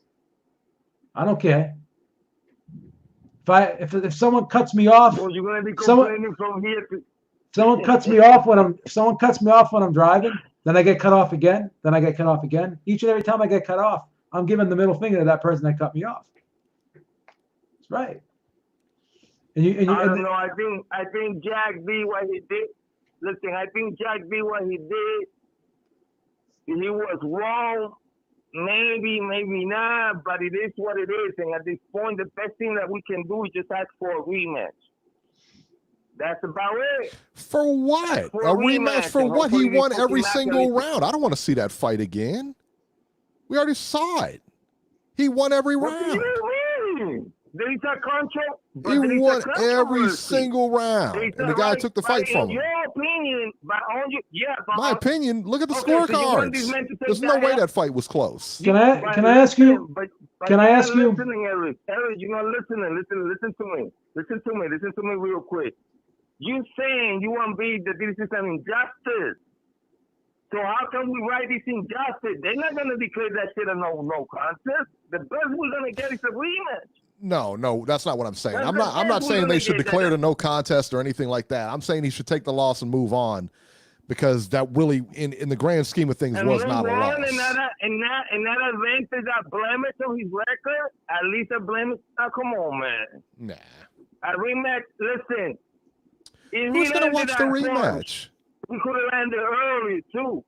Beeb, do you want to see a rematch of that fight? Listen, how he landed out. I'm lukewarm. I don't need to see a rematch. I already saw the fight. I'm not clamoring for it. No. No. All right. So how did he get this knockout? They told him, Joe, you got to go for the Hail Mary. This is said you got the last round. If they would have proved that sense of urgency a round or two early, we wouldn't be talking about this shit. Can I ask you a question? I'm a right. Can I ask you two questions? Let me ask you two questions. Do you think those instructions that Jack Reese gave him after he got knocked down when he got up was excessive? Yes or no? They were ridiculous. Okay. Thank you. Question number two. On that. Wait. Question number two. Go ahead. Question number two. When you knock someone down, you're asked to go to a neutral corner, which is 20 to 24 feet away, sometimes 25 feet away. With 1 second left, can you put yourself in position with 1 second after being 24 feet away? Can you land another punch? Yes or no? Is it humanly possible to land another punch with 1 second left? Is it humanly possible? That question, let me answer, because it's a little complicated. We have to take for granted, right? The Jack knew how much was time was on the clock. He did, because the 10-second If warning. it was 2, 3, or 4 seconds. He knew that he you knew it was the under 10 10-second seconds. warning and you start, That's what he knew. Yeah, but when a referee picks up the count, wait a minute. Let me finish. But Let me finish. When a referee picks up the count, he has to look over at the timekeeper. And when he looks over at the timekeeper to pick up the count, he can see how much time is left in the round, because the clock is right there. So how can you not know how much time is left? I understand that. Now, we all know we got long and short counts on boxing. So a second for a referee is not really a real second. I understand that, but the round clock is not subjective. On the referee the round clock is not subjective. The round is over. The round is over. The round clock is not subjective. Exactly, but on the go ahead. But let me finish. But on the referee mind, his time is not your time. It's not my time. It's not even the clock of the fucking timekeeper time. It's the time on his mind. So his second will never match a fucking a watch, a clock. That the count. I'm not talking about the count. I'm not talking about the count. I'm talking about the time left in the round.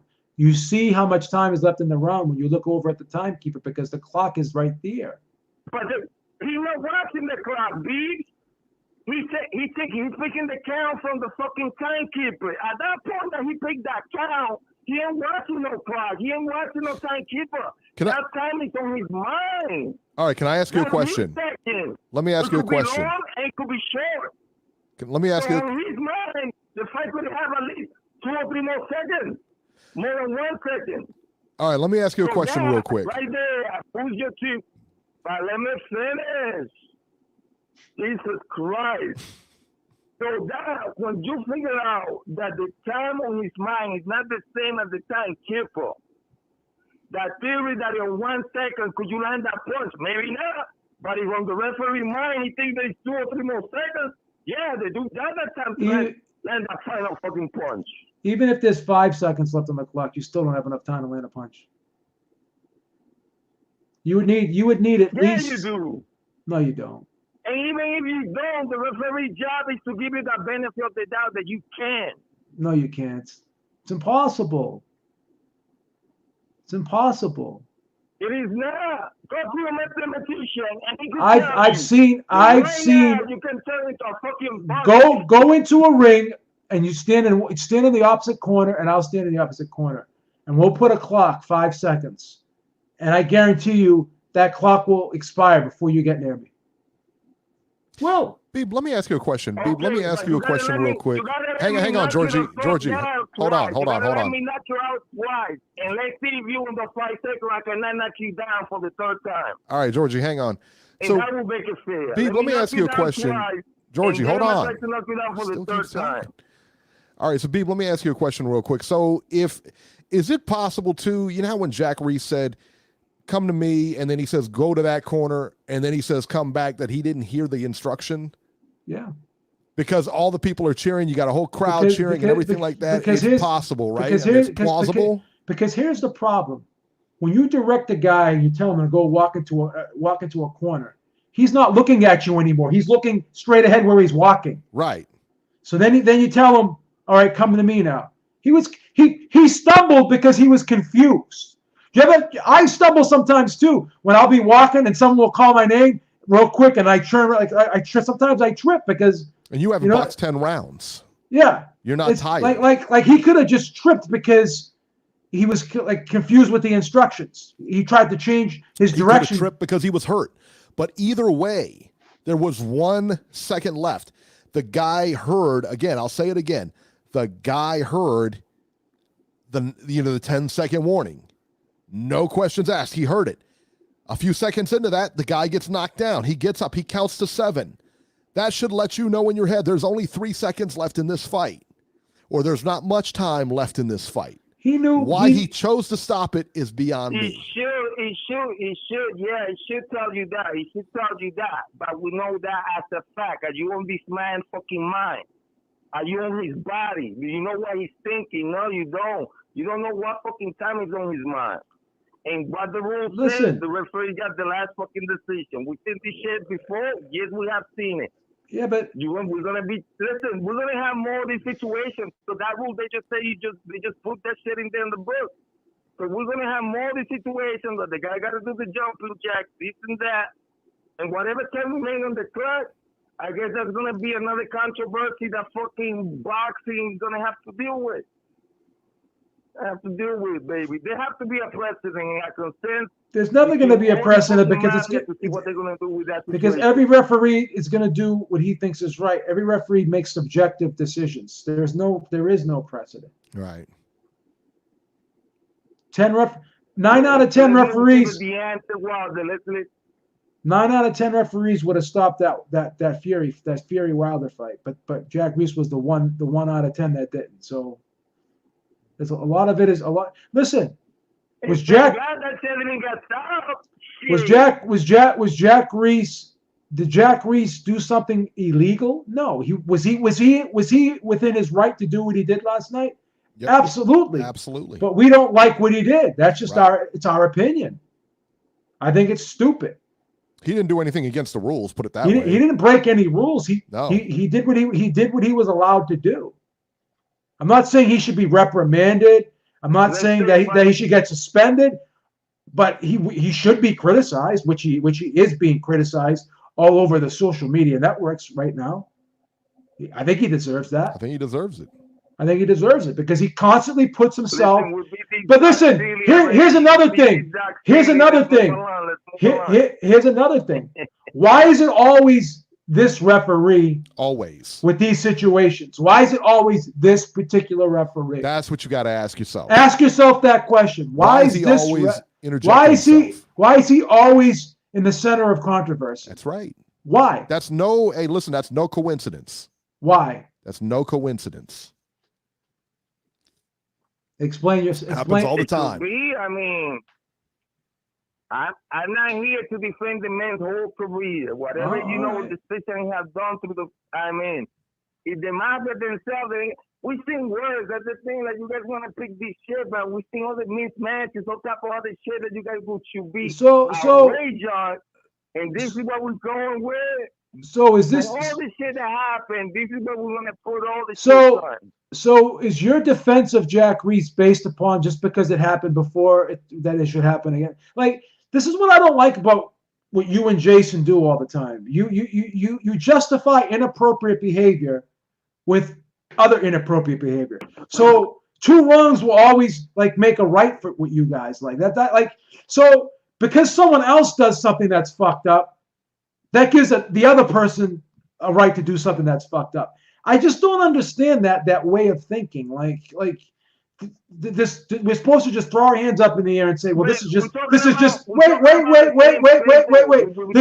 way it is. We're supposed to throw our hands up in the air every time something fucked up happens, and we're just supposed to say this is the way it is. Nah. No, but this is a smaller fight. There is bigger fights out there. Nah. What do you mean now? There is bigger fights out there to fight.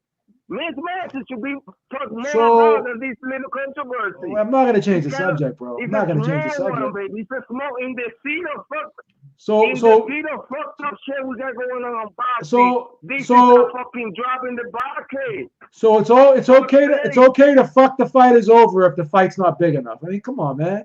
Just listen to yourself. The internet is forever. The internet is forever. You will forever be attached to these comments. You can scream all you want, man. You will be attached. You will be attached. You will be attached to these comments. You will be attached to these comments for the rest of your life. When you try to run for office, we're gonna pull this shit up. We're gonna pull this shit up and blast it everywhere. We're gonna blast it everywhere. We're gonna Kevin Hart. We're gonna Kevin Hart you. We're gonna Kevin Hart you. Listen, we gotta move on to the good shit. Go ahead. Heard that Eddie say that Fury be having trouble in camp. What do you guys know about that shit? Nothing, and Eddie doesn't either. Eddie doesn't either. You know, that's the thing. Eddie's not involved in that camp whatsoever. Just like Eddie said, that what was that fight that was in New York? Who did Wilder fight in New York with the first Ortiz fight? Oh, they only sold 6,000 tickets. I called up the New York State. Wait.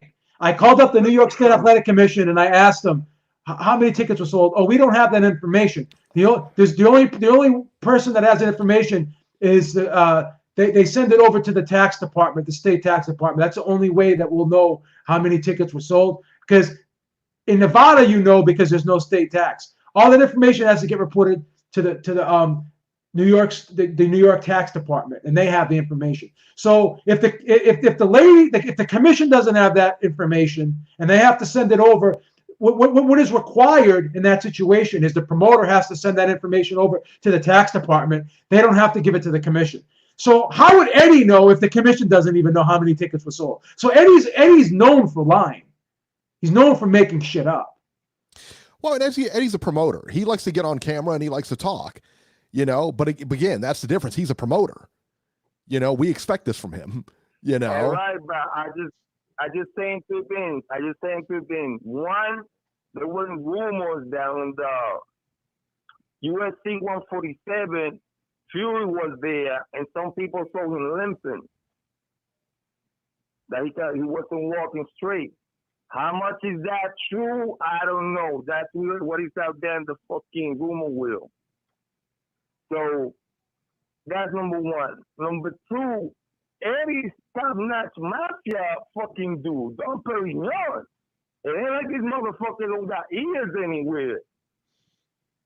So saying that, yeah, Eddie could be saying lies. Yeah, we know that. That's a possibility. But it's also a possibility that the motherfucker knows something that we don't know. That's what I'm saying there. I hope Fury's healthy and we get a good fight. There is no excuses either way. That's pretty much my call. Everybody out there support the UK, the USA, the world. Get on your food because that coronavirus coming strong. The motherfucker sleeping. And I'm out. Georgie. All right. Nelson Santos wants to know, did Jack Reese give Tyson Fury the same instructions when he went down the second time? He did not. He had him walk a little bit to the side, but not much. I mean, it wasn't, and he wanted to get that action going quickly. Here, it seemed it was a lot different. If you watch them, they were different instructions. It seemed to be kind of drawn out and everything like that. So take it for what you will. All right. Jason, 706, you're live. Hey, Jason. So Jack gave Fury the same exact instruction on the second time he was dropped. He told him, go to the left, then he said, go to the right, then come back to me. And then Fury put his hands on his shoulder. No, he didn't. No, he didn't. You're wrong. Yes, he did. I promise. You're wrong. I just saw it. You're wrong. I just saw it last night. You're wrong. I just saw it last night. You're wrong. You're usually wrong. That's not You're what I'm still wrong. Just go watch it right now. You're still wrong. Just go watch it right now. You're wrong. Watch it right Yeah, now. but he didn't make Fury let me walk. go ahead and put this on pause and go watch the fight. Shut up. He didn't make Fury walk as long as he made Perella. Like Fury only had to walk like 2 steps to his right, where he made Perella walk the whole length of the ring. Right. Beeb, it's the Beeb. Beeb, why don't you get off Jack Reese's nuts already? Dude, Jack Reese is a piece of shit. He's the worst fucking. Why are you riding him like a pony then? Bro, I agree with all that. All right, well there you go. That's what we got nothing to say. He did the wrong thing with Fury too. But he made Perella walk longer though. He made Perella walk longer. He made him walk across the ring. He made him walk like from one side of the ring to the other. And then call him back. That was Perella's choice. Perella decided to walk longer. No, he didn't. No, he didn't. Shut up. He kept walking. He kept walking because he was told, walk to your right. And he didn't tell him to stop walking to his right. So, of course, he's going to keep walking because he wasn't told to stop. Hey, let me finish, man. I don't even think he should be allowed to ref fights. PBC are the ones that are morons that bring this fucking moron from California to Atlanta for the Tan Gamboa fight. Then they bring him to Tennessee. Why don't you talk to Heyman about that while you're washing his car next time? Dude, shut up. Let me speak and go watch the Fury fight instead of fucking running your mouth. You're such a moron, dude. Jack, he did the same thing to Fury, and you guys are talking about, oh, he didn't do that. He did the same thing to Fury. And Fury got like fucking 20 seconds, like 10 seconds for the count. Once again, You're wrong. Proving my point again. They justify inappropriate behavior by referencing other inappropriate behavior. Two wrongs don't make a right. I don't know why you guys. I don't understand. Two wrongs don't make a right. You and Georgie with your theories. I'm saying both occasions were wrong. I'm saying he did the wrong thing. All right, big up to you then. He did the right thing one time. Big up to you. Big up to you. Hey, listen, Jason, you're still a moron though. Listen. Shut up, dude. Let me talk. You're such a fucking pussy. You don't even let people talk. Like, stop being so insecure. You're like 60 years old, dude. Relax. Like a fucking grandson. You're acting like 30 years old. Take it easy, Jason. Have a glass of milk. Eric acts like he's 15, but he's like 60 years old. All right, let's not carry. Let's not go back to the. Let's not go back to the subtracting from others to add to ourselves. That's right. Can't do that. Yeah, that's true. Relax, Jesus Christ. Have a glass of milk. You don't even let Georgia speak or me speak. You gotta shut up. Oh, and I defending Georgia now. I thought you hated him. You gotta shut up, man. Yeah, what about that? You took all right, listen to this, Beeb, listen to this. Did you notice the referee in the main event? That's the real referee who didn't come to fucking be a camera whore or try to gain attention. That guy did perfect thing all night. That's so odd. That is so odd. Hey, Beeb, isn't that what I said earlier? That's what we said earlier. Exactly. Yeah, isn't that what I said earlier? That's what Eric said earlier. Quit biting my lines, dick boy. Shut up, dude. It's just obvious. That guy didn't do anything extra. He didn't like say, oh, do this, do that. He just fucking raved the fight off, and the guy was looking fucking shaky. Like that's what Jack Reese should have done in the Charlo Harrison fight when Harrison's head was fucking being knocked like a fucking pinball machine, like in the fucking ropes. You know, he said no. He let him go down again, then gave him another count. Harrison fight should have been stopped at the ropes too. He just fucking keeps doing this shit every fucking week. I think he's always wrong, dude. I've been saying this shit for years. People are just coming around to think that this guy's like a camera, or he always loves to see the story. You know, he's kind of like that. You remember that bald NBA ref, that short fat guy that used to always. Oh yeah, remember him? Yeah. Wasn't he betting on games or something like that? Yeah, he was accused. He was accused of betting on games. Yeah. Yeah. No, I heard he was betting on games. Nah, not him, dude. Not him, man. That's not him. That's Tim Donaghy. I'm talking about the bald. He was always getting in fights with fucking Bill Popovich and fucking Tim Duncan and shit. You know, he was mean as shit. I don't know. Let's draw out a point here somewhere. That's kind of like him. That's just what Jack Reese is. He's trying to show his fucking authority every time. Go here. You know, he's trying to be like a fucking. And as soon as, dude, every time the fucking fighters like face each other before the fight, he's like, look each other in the eye. Like that's his fucking job to say. What the fuck is that? If you don't want to look in somebody's eye, fuck all that, dude. This guy's like a fucking. I hate when he threatens both fighters if they don't stop horsing around that they're not going to get paid. I like he has no authority on people getting paid. Yeah, because he hasn't been smacked by some fucking fighter yet. He's fucking too high on his horse, you know. California Commission, dude. Did you know that Latino refs sued the California Commission? That they said the California Commission, they don't even allow them to do main events. They said Jack Reese is the only guy that does big main events. If you look at it, every big event in LA is done by Jack Reese. No other ref gets a chance. And he's their lead ref, though, isn't he? Refs. In California, Jack. It was just like Mills Lane in Las Vegas. That's wrong. Joe Cortez. Yeah, but that's just wrong. They're fucking way better refs than him, and they're getting fucking blocked out by this piece of shit. They filed like a class action lawsuit. That's your boy. That's your boy. That's your boy. That's your boy. That's your boy. That's your boy, son. You're just coming around to seeing it. You're all over his shorts tonight. You were sucking him off for the Fury Wilder fight. You were like, you're all over his shorts tonight, son. Fucking 20 seconds of that fight. You washing Jack Reese's car next week, son. Let me find out you got a Jack Reese. Let me find out you got a Jack Reese poster right next to your Tank Davis poster. What are you talking about? I'm the one who's probably have them both in the same picture. Probably have a picture with Jack Reese holding up Tank's hand after he wins the fight. Yay! Also, Beeb, what did you think about that big ass? Hey, what did you think about that? Hey, what did you think about that big ass crowd in Tennessee? Were you guys surprised? Tank. Big crowd, 10,000 almost. Tank. Yeah, it was a big crowd. It was a good crowd. It was a good turnout. Yeah. Was Tank there? Right? They were fucking chanting sweet hands. Your mom was Tank there? Did Tank show up? Was he snatching up people out? Was he snatching up women in the crowd? He was snatching up women in the crowd. Snatching up women? Was he choke slamming his girlfriend? Was he choke slamming his girlfriend? Trump was grabbing pussies in the crowd. Didn't you see that? Trump was in there grabbing pussies. I don't think Trump was. Trump's our president, son. I don't think Trump was there. Trump was grabbing pussies over there. I don't think Trump was there. Tank was right behind his president.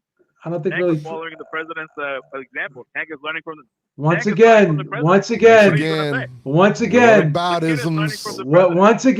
excusing inappropriate behavior with other inappropriate behavior. Two wrongs make a right.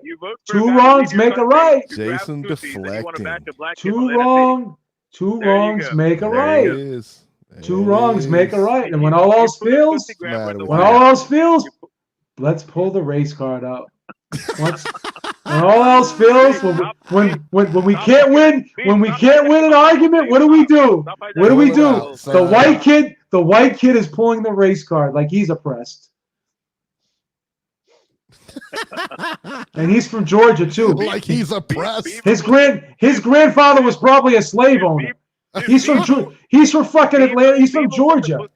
Beeb put the pussy grabber in the White House, and then fucking back some black kid from the inner city from grabbing up.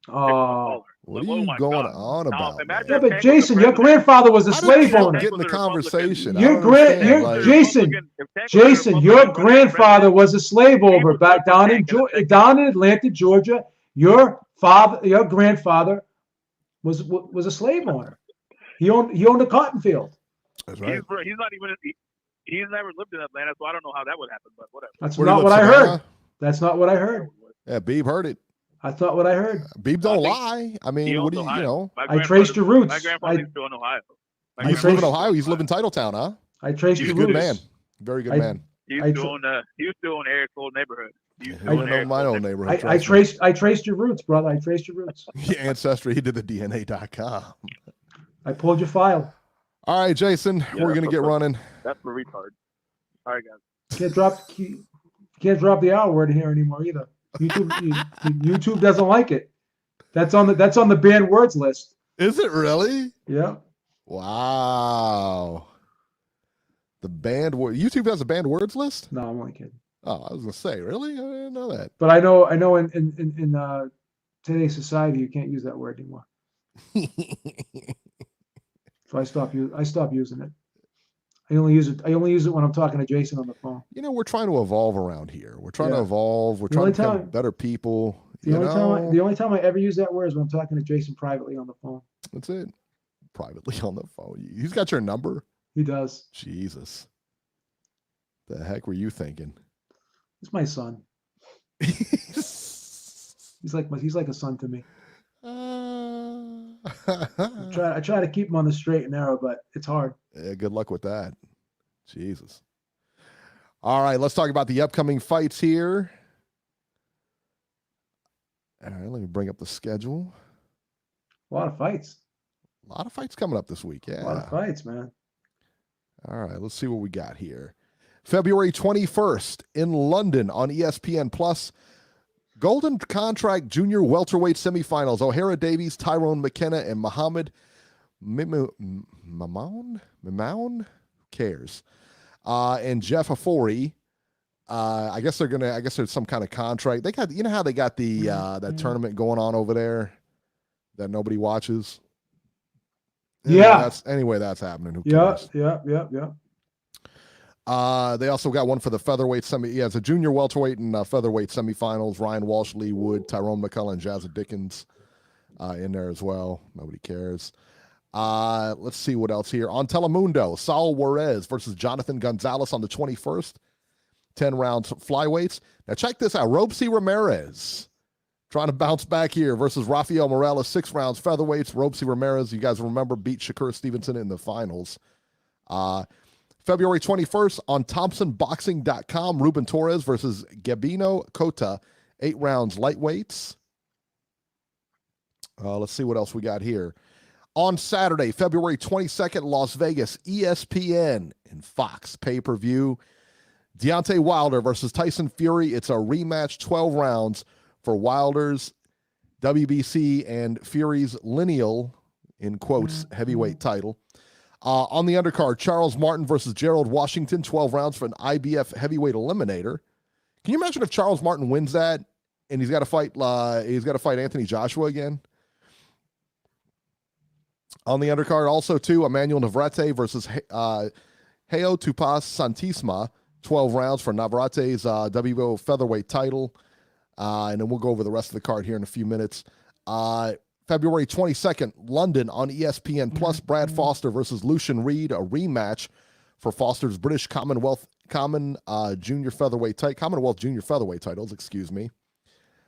Let's see what else. Las Vegas, that's it. Yeah, Las Vegas is doing Showtime, but that's next week. So, yeah, that's it. So let's go ahead and review this card here real quick, Beeb. Sebastian Fundora, let me run through the rest of the undercard here. Sebastian Fundora, that's the 8-foot welterweight, or 8-foot junior middleweight, I think it was. He's that tall guy, right? Junior middleweight, yeah. Yeah, he's like 9 feet tall or something like that. Versus Daniel Lewis. Sabrio Matias versus Petros Anayan, 8 or 10 rounds, junior welterweights. The young master, Amir Imam versus Javier Molina, 8 to 10 rounds, welterweights. And that's about it on that card. Now, the ones that'll be televised on pay-per-view will be Deontay Wilder Fury, Charles Martin versus Gerald Washington, and Navarrete versus Santisma. This is not a stellar card. Let's just be honest here. B, what are your thoughts on this card? How do you think the Gerald Washington Charles Martin fight will play out? You think that'll be somewhat? That could be. It could be interesting. That could be a decent scrap. Now I like Navarrete, but I don't think he's fighting anyone of it should be a squash match. That should be a squash match. So I think that the heavyweight fight could be okay. The other two fights I'm not really excited about. There is no other two fights. It's only 3 fights on that pay-per-view from what I understood. So it'll be a top rank, a PBC, a top rank, and then the main event. Oh wow! There's only 3 fights for $80. Oh wow! 80. Well, here's the good thing though. We'll get to the main event quicker. We will. But in terms of bang for your buck, now we've been spoiled with the zone now because the zone puts on really good stuff, man. And Eddie Hearn, Eddie Hearn does put on good. Even if he puts names on the card. Well, let's talk about that card real quick on the 29th. That's a solid card, right? Yeah, let me see here. Let me go to it. Give me 1 second here. But like I said, the only other fight on that Wilder Fury undercard will be that Charles Martin Gerald Washington fight. That could be decent. But other than that, yeah, I'm not excited about the other two. Look at this. Okay, look at the 29th. And I know this is a couple weeks away. Mikey Garcia, this is the fight on DAZN. Yeah. This is Mikey Garcia versus Jesse Vargas, 12 rounds welterweights. Cal Yafai versus Chocolatito Gonzalez. That's going to be a good fight. I think it's going to be a good fight for Cal Yafai. Julio Cesar Martinez versus Jay Harris for Ortiz's WBC flyweight title. Joseph Parker on the undercard. Murat Garcia versus Jerry Forrest on the undercard. Garcia moving up to heavyweight. Those are solid fights. I mean, those are solid, I want to see those fights. Yeah. That's a solid undercard. The zone's really stepped it up, man. And they credit, really have. And credit to Eddie Hearn, we give him a lot of stick, or at least I give him a lot of stick, but sure. He's starting to come around with these Eddie Hearn does put on good cards. He's doing a great job. Golden Boy not so much, but Eddie Hearn puts on really good cards. Yeah, he's starting to come around now. Like he's got for him to get Garcia on the zone was incredible. It's one fight. We'll see how it goes, and if he gets paid, I mean, hey, that's but I mean, like I said, man, that's a good fight. That's what you want to see. And Tevin Farmer's last fight was a great fight too. That was very entertaining. Jason in the chat, you know what? Jason's in the chat saying the zone sucks and everything, and I get it. But let me ask you, Jason, you can answer in the chat. What do you think of that undercard with Deontay Wilder, the Deontay Wilder Fury undercard? And I want to see see what he says, if he thinks it's good or it sucks or whatever. I mean, see if he calls it, like he sees it. Because the card for $80, and listen, man, a lot of times the fighters make the card work. You know what I mean? Like you'll say, hey, this is a lousy card, and then you'll go see it. How many times have we done that though? We've said, listen, this is not a card I want to see on paper, and then you show up and it's like, yeah, he says Wilder Fury card is trash. So yeah, I mean, like I said, man, when you go in there, a lot of times the fighters will make the card worthwhile and worth watching, and that's what I hope happens here. That Charles Washington fight is not a bad fight. It's a good fight. I just don't know that it belongs on this card as a co-main. You know, yeah, it's not a co-main. Not a co-main type of card. You know. But don't they usually do? They usually do 3 fights and then the main event, right? Or they're only doing 4. It's usually 4 fights. Are you sure? You're right. 3 fights and then the main event. Yeah, correct. So this is about right. So there's 4 fights total, right? There's 3 fights total. Oh, I'm sorry. So there's only. From what I understand, it was going to be a PBC fight, which is Charles Martin Washington, and then a top rank fight, Navarrete, right? And then the main event. And there's not another fight other. No. Really? On the pay-per-view, there are 3 fights total. I'm so sorry, I misunderstood you. Yeah. Wow. 3 fights total, man. So that's the thing, man. It's $80 for that. Let me ask you a question. Like they couldn't throw like somebody else on there. Like they couldn't put like Pulev on there or something. Why they put Pulev in there in an interim fight? Or actually, he's waiting for Joshua. That's right. I forgot about that. Yeah, he's waiting for Joshua because he's supposed to be fighting Joshua next. I think that fight's almost close. I think that fight's done. I think it is too. Yeah, I think they're going to be fighting soon. So yeah. But yeah, I mean, that's the thing. I mean, it's not, is it worth $80? I don't know, man. I mean, I'm a degenerate. You and I are degenerates. We're going to buy it. I hate to say this, but we're going to buy it. I think that main event is just going to be I have high hopes for that main event. I do too. I think that main event is a can't miss. Now, let me ask you this. Like, I have not seen Fury limping around. Have you? I haven't. No. Has anyone seen any footage of Fury limping around? Yeah, I haven't. But I've heard rumors about it and stuff about him limping around. But let's get into it. The Wilder Fury preview here, real quick. Yeah. All right, so my big issue for Fury is that cut. Yeah. The cut he sustained in his last fight. I don't know that that's had enough time to heal. Listen, I'll be honest. I'm not a doctor, so I don't know what I'm talking about. But it would seem to me logic would play the part and say, hey, he's probably not 100% healed up from that cut yet. I don't know, though. Like I said, if there's any doctors out there, let me know. I don't know. Any plastic surgeons out there, let me know. So based on that reason, and I always like to, Beeb, I always like, especially big fights, I always like to go to the weigh-in first before I take a prediction. But I'll be honest, man. I think that I'm going to take Deontay Wilder. I think that Tyson Fury has more ways to win. Everybody that has stepped in front of Wilder, he's found a way to land the right hand. He's just found it. I don't understand how he does it. He's got such an awkward style. He's got such a limited skill set, but he lands the right hand. And Tyson Fury, he landed it twice on him. I mean, you look at Louis Ortiz last time, and I get you. I mean, Louis Ortiz was like 100 years old. I get it. He was winning every round, like dominating every round, and he got clipped, and he never got up. I mean, he just boom. I mean, it was insane. But here's the problem. He landed it. He couldn't land it any more perfectly than he landed it in the 12th round. And Fury got up and he won the rest of the round.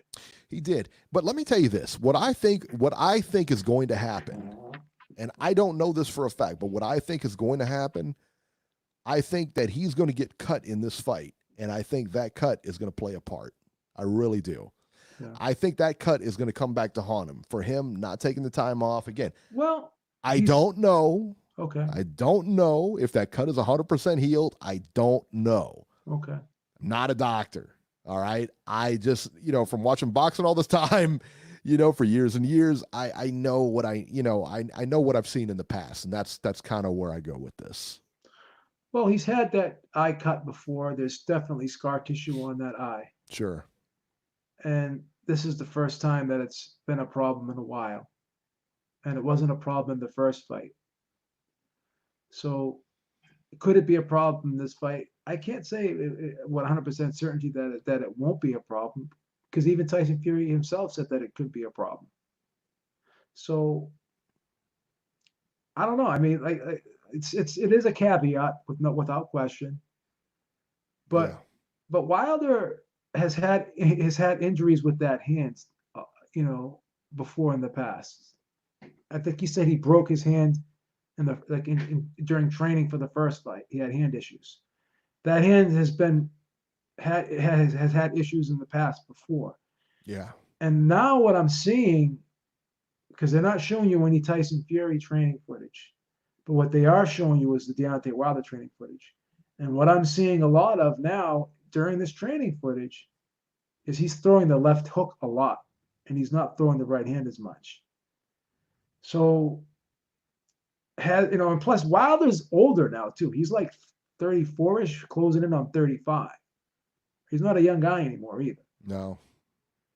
So, and he looked worse in the second Luis Ortiz fight than he looked in the first Luis Ortiz fight, because he was losing worse, and he was losing every round, and not by a little. He was losing those rounds manhandled, big. Son. So absolutely.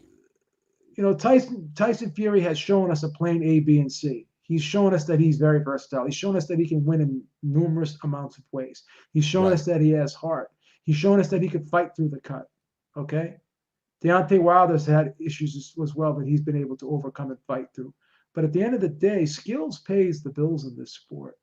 And if that right hand is what everyone is banking on, and it landed twice last fight, and the guy gets up and fights back harder and wins rounds after getting knocked down from that right hand, then how could Tyson Fury be worse than he was for this fight and Deontay Wilder be better?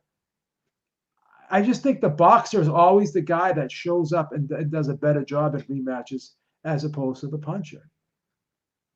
In every rematch I've seen, the boxer usually wins. I very rarely see a puncher. Like, even if you want to go back to the Terry Norris, Simon Brown was a puncher in that fight. He was a big puncher, yeah. Andy Ruiz. And then the boxer, okay, but what happened to Andrew Reese in the second fight? Right. He was outboxed. He was outboxed. So Tyson Fury. A very good point. Very good point. So Tyson Fury is going to mix in some boxing, but he's also going to lay on. Trust me when I say this. I believe a big part of this game plan is going to be Tyson Fury, like I said, leaning on that right shoulder of Deontay Wilder, smothering that right hand, and all the while putting his weight on Deontay Wilder, making him have to carry that 270 pounds for a great part of this fight. And while he's in there laying on him, he's going to be ripping those shots to the body, because he was very successful to those, with landing body shots in the first fight, and they took a toll on Deontay Wilder. They did. Right. So I think a big part of the game plan is going to be Fury on the inside, putting his weight on Wilder, smothering the right hand, leaning on Wilder, and also throwing a lot of body shots up close. Let me ask you a question. We only got a few more minutes left, and we're going to get to the news real quick here. But let me ask you a question real quick. Talk to me about Fury's been kind of he's always an erratic guy. You don't know and he claims he's going to come in about 270 for this fight. Then he come in at 260 for the last fight. He's going to come in a little bit heavier. No, he came in at about close to 270 the last fight too. Was it 270 the last fight? Let me look at the weight for the last fight. Now he's saying that he's going to come in at 270. Maybe he's going to come in heavier, he said, than the last fight. He's not going to be heavier. But that's the thing. You don't know with him. But here's one thing you do know about Fury. This is one thing we can guarantee about Fury. Because even going into the Klitschko fight, the same thing was being said about him. And even going into the first Wilder fight, the same thing was being said about him. Yeah. Who did he fight? He didn't look great in these other two fights, but every time he fights to the level of his opposition, he raises his game. The better the opponent is, the better he is. And Paulie Malignaggi made this point as well. and I agree with him 110%, and I've always said this myself, that he fights to the level of his opposition. He gets better. Sugar Ray Leonard was the same way. When you put someone good in front of him, he rose his game. He got more motivated. And Fury is going to be super motivated for this fight. Super motivated for this fight. Corey, I didn't mean to kick you off hold. He says they kicked me off hold. I didn't mean to do it if I did. He said I'm picking Wilder by knockout. Okay. What do you make of him dropping Ben Davidson? I don't like it, and I was very clear on that I don't like it, but I don't think it's a deal breaker. Yeah, I mean he's worked with Sugar Hill in the past, obviously, but I don't know. I'm lukewarm on Sugar Hill, but is this a good fit for him? I don't think it's a bad fit. Actually, he was 256 for the first Wilder fight. You are correct. He was close to 260. You're 100% right. So he's 256 and a half for the first Deontay Wilder fight. And he was 263 for Tom Schwartz, and he was 254 for Otto Wallin. He was what was he? He was 250? 254 and a half for Otto Wallin. And he was for the first Wilder fight, excuse me. He was 256 and a half for the first Wilder fight. 256 and a half for the first Wilder fight. And if he comes in here, I mean, so if he comes in at 260, something like that, that's not a huge deal. But if he comes in at 270, that's 15 pounds over. That's a big red flag. It's about, that's a big red flag, no? Well, it's about 13 pounds heavier. Well, actually, it's about 14 pounds heavier from the Wallin fight. Yeah, it's a big red flag. That ain't good, man. I don't know. I don't know if it's. You never want to bet on a guy. Here's my thing: like, you never want to bet on a guy who comes in overweight. And for 270 for him, and when he's fighting at 250s, that's overweight for him. And he was 247 for the Klitschko fight. Yeah, we'll see how he comes in, though. He says a lot of crazy stuff. Yeah, I think he'll be about 260. I don't know. I think he'll be about 260 for this fight. I don't think he'll be 270. Yeah, I don't think he'll be 270 either. Wilder, in turn, was 212, I believe, for the first fight, if I'm not mistaken. I think he was 209, maybe. Yeah, he was 212 and a half. 212 and a half for the first fight. They're predicting he's going to come in the 220 range. That's another one that, but he's been 220 before, right? Well, let's see what Wilder was for his last. He was 219 and a half in the Luis Ortiz fight. And I thought he looked horrible in that fight, by the way. And he was 223 and a quarter in the Dominic Brazil fight. And he was 214 for the Luis Ortiz fight. He stays in that 10-pound range. I think he's best. I really do think he's best when he's around 212 pounds. I really do. I think when he's under 220, he's his best. Well, here's the thing about Deontay Wilder, that he said this many times, and I think as he's getting older, he's losing his appetite. He's saying he's having a hard time eating. Like he's not hungry. Like he doesn't they have to actually tell him to eat, because he's not a big eater anymore. Yeah. He's actually his appetite's really going down. I wish I had that. I wish I had that problem. Yeah, right. When is my appetite going to go down? Right. What's on him, man? Tell you what. Yeah, so in the end, at the end of the day, I'm taking Wilder by a win. I think that cut is going to play a factor.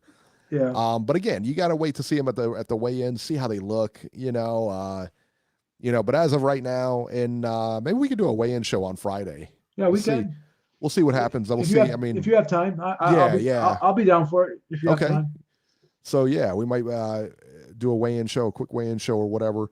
And you were taking Fury. I'm taking Fury. Okay. And a $200 bet.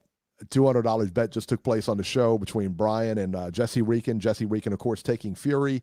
Brian taking Wilder. Man, I tell you what, that's there's Brian right there. Cali King. Good pick, Eric. He's got $200 right on the line, man. I tell you what, these guys, I don't know, man. I sent Jesse Reekin your email address, Brian, so you guys should be connecting pretty shortly. It says there, Jeff Ashton says, Eric, will you take a pie in the face if Fury KOs him? Nah, because I think anything could happen in this fight. Like I said, I wouldn't bet on this fight at all, man. We're not selling anybody short for this fight. Yeah, I mean, both these guys can, this fight can go any which way. And you saw, hey, listen, Wilder by decision isn't out of the question either. That's not out of the question either. You saw the cards in the last fight. That ain't out of the question, It's not impossible. But not impossible. I mean, hey, we saw the cards in the last fight. So, man, I'll tell you what, it ain't. I'm not gonna put anything past anybody for this fight. No, I wouldn't be surprised if we have another fan man come down with the parachute like we did in the Riddick Bowe fucking Evander Holyfield fight. That could even fucking happen in this fight. Yeah. Imagine if that happened for this fight. What? Imagine if something like that happened for this fight. Like the fan man came down. That was insane. I'll never forget that. That was just one of those crazy moments, man. Just insane. It's looking so good. You said, Beeb, you should put Lois up as a bet. I mean, what do we do? We're going to bet with human beings here now? Lois is under contract with Beeb Industries. She's sewed up here for 7 years. She's not going anywhere. She's like an indentured servant over there. You think she's going to go anywhere? She does a great job. Lois, he's only kidding. Don't worry about it. No, Beeb's got her on lockdown. Don't send out the resume, Lois. He was only kidding. That's all said. All right, let's get some news and rumors, and then we'll get out of here. Get you guys out of here. This is interesting, man. Chris Van Heerden may be up next for Terrence Crawford, man. He's asking for Southpaw sparring partners on social media, and I'm hearing a lot of rumors that fight may happen next. Listen, I hate that fight. If it comes about, that's not competitive. It's not a good fight. I mean, I love Chris Van Heerden. He's a friend of the show, but I mean, he's not beating Terrence Crawford. He's not even coming close. No. There's nothing enticing about that fight at all. But, I'll be honest with you guys, man. I can't blame Terrence Crawford for this. He's done everything he possibly can to get a fight across the street with Danny Garcia, with Sean Porter, with Errol Spence, with anybody, and it ain't happening. I mean, he can't fight him. If they don't want to fight him, what's he going to do about it? Nothing he can do, man. It's horrible. Sogo says Crawford can beat him with one arm tied behind his back. Yeah, he can. Yeah, he can. It's horrible. So, yeah, man, I'll tell you what, not good. Not a good look. So, we talked about Canelo earlier. Billy Joe Saunders and Callum Smith reportedly turned down a deal to face Canelo. The offers were said to be lower than what they wanted. I tell you what, listen, I don't know the offers. I think Callum Smith, of all people, should have taken that offer. Yeah. That was a big miss for him. And maybe he's holding out for more money. Maybe he's holding out for whatever. But listen, man, Callum Smith, after that John Ryder fight, where a lot of people, listen, I think he won the fight, obviously, but a lot of people think otherwise. That's a fight you need to jump on. You're probably going to make more in that fight than you ever have at any point in your career. Listen, man, that's what you got to do. All these guys want $20 million for that fight. That ain't happening, son. And Billy Joe Saunders, I mean, I don't know. I mean, I think he would probably be wise to take it too, but I'd rather see him and Callum Smith. I'd rather see Callum Smith versus Canelo. But now, again, man, I mean, I would like to see Charlo versus Canelo better. Wouldn't you? I would like to see, honestly, I really wanted to see Canelo versus like Callum Smith or Billy Joe Saunders. That's what I wanted. Yeah. That's what I really want. Because I don't want Canelo to go down to 160. I just don't want to see him go down to 160. No, and I do not want to see another Triple G Canelo fight. Yeah, I don't. Jason says Canelo versus Benavidez. Yeah, I'll take that one too. I think Benavidez would knock him out. That's an awesome fight right there. I think Benavidez would stop him. That's a good fight. That's a very good fight. So there you go. Yeah. I would like to see, like I said, man, I would like to see Canelo Benavidez is an awesome fight. It's an incredible fight. Canelo Caleb Plant, I think, is an awesome fight. I think Canelo Charlo is an awesome fight. Whatever you want to do with him. Whatever you want to do. I just don't know who Canelo can fight now. Who's Well, you got left? 3 guys. I mean, like I said, I mean, Murata and stuff like that. I mean, like I said, that fight doesn't. The guy from Top Rank, not Bob Arum, but one of the other guys, said the fight doesn't make sense in Japan. How much? Or it doesn't make sense outside of Japan. How much did they pay Kovalev for his fight against Canelo? I don't know. Probably enough to cover his lawyer fees. That's about it, Centurion Sun says Triple G and Canelo at 168. Nah, I'm good. I've seen it. Seen it twice. Eric can't stand that fight. No, I've seen. I'm not a big rematch guy anyway, and I sure don't like 3 times. I mean, like we've seen the fight. I kind of Canelo, like. I kind of like rematches. Yeah, I'm not a big fan of rematches. I'm looking forward to the one this weekend. But then, if you got a different outcome, say if Fury wins them, then there's going to be another rematch, and then you just stop tying the title up, man. And they're gonna freeze Joshua out, like they're never gonna fight Joshua. But Yeah. Hearn did say that way. But Hearn did say that he's prepared to offer the winner 50-50. He did say that. What makes him think? I don't know, man. I mean, like 50-50 for that winner. I mean, based on what? Those guys are selling out pay-per-views. It depends on how this pay-per-view does. That makes you think you're in the driver's seat. Your guy lost now. He's the A side in the against Ruiz. Is he the A side against Wilder? Is he the A side against Fury? Yeah, I don't know. A pay-per-view number is going to dictate that. If it's a big pay-per-view, like so you're questioning whether or not Joshua is still the A side. Right. Wow. Yeah, I am now. Wow. Because again, you got to figure you look at that loss to Ruiz. That was a big red mark, man. That really was. Fluke or no fluke or whatever you want to call it. Listen, I don't think it was a fluke. But look how much money that fight generated, that rematch. Yeah. Even in losing, this guy is a fucking money machine. He's a cash cow, no question about it. I mean, he's got a lot, but you know what? Again, did it generate pay-per-view money? So I don't know. So you're thinking that Joshua doesn't even deserve 50% anymore. Yeah, I mean, Okay. that's the thing. I mean, I don't know that he's really the A side in this anymore. That's interesting. I think now here's what I will say. If these numbers come out at like 100,000, yeah, then he's the A side. 50-50 is a good thing. Yeah. If the numbers come out at 400,000 or 500,000, son, you need to pack it up. You're not the A side then. Yeah. That's just me though. I mean, I don't know. And I don't care how many belts he's got. They're going to be splintered here in a minute. Yeah. But they said that the IBF is going to let him keep his belt if he fights Pulev. So who knows? Who knows how it's going to go down? If they start fucking with him about stripping the titles from him and shit, that's just stupid. You need one champion, man. And everybody wants to see a unified champion. That's just the bottom line. Why would you not want to have Joshua as your champion with the amount of money he generates? Why would you rather see someone else have the title instead of him? Money. You know what I mean? I don't know. The sanctioning bodies to me, all of them are so corrupt. The fact that Feigenbtz was ranked number 1 last night and Caleb Plant had to go fight that guy is ridiculous to me. It's ridiculous to me that Mayweather, how many title defenses did he make in his heyday? You know what I mean? He never had a fight. Many. He never had a fight. Mandatories. Never. You know what I mean? So come on, man. I mean, they're all corrupt. And when was the last time Canelo had a mandatory?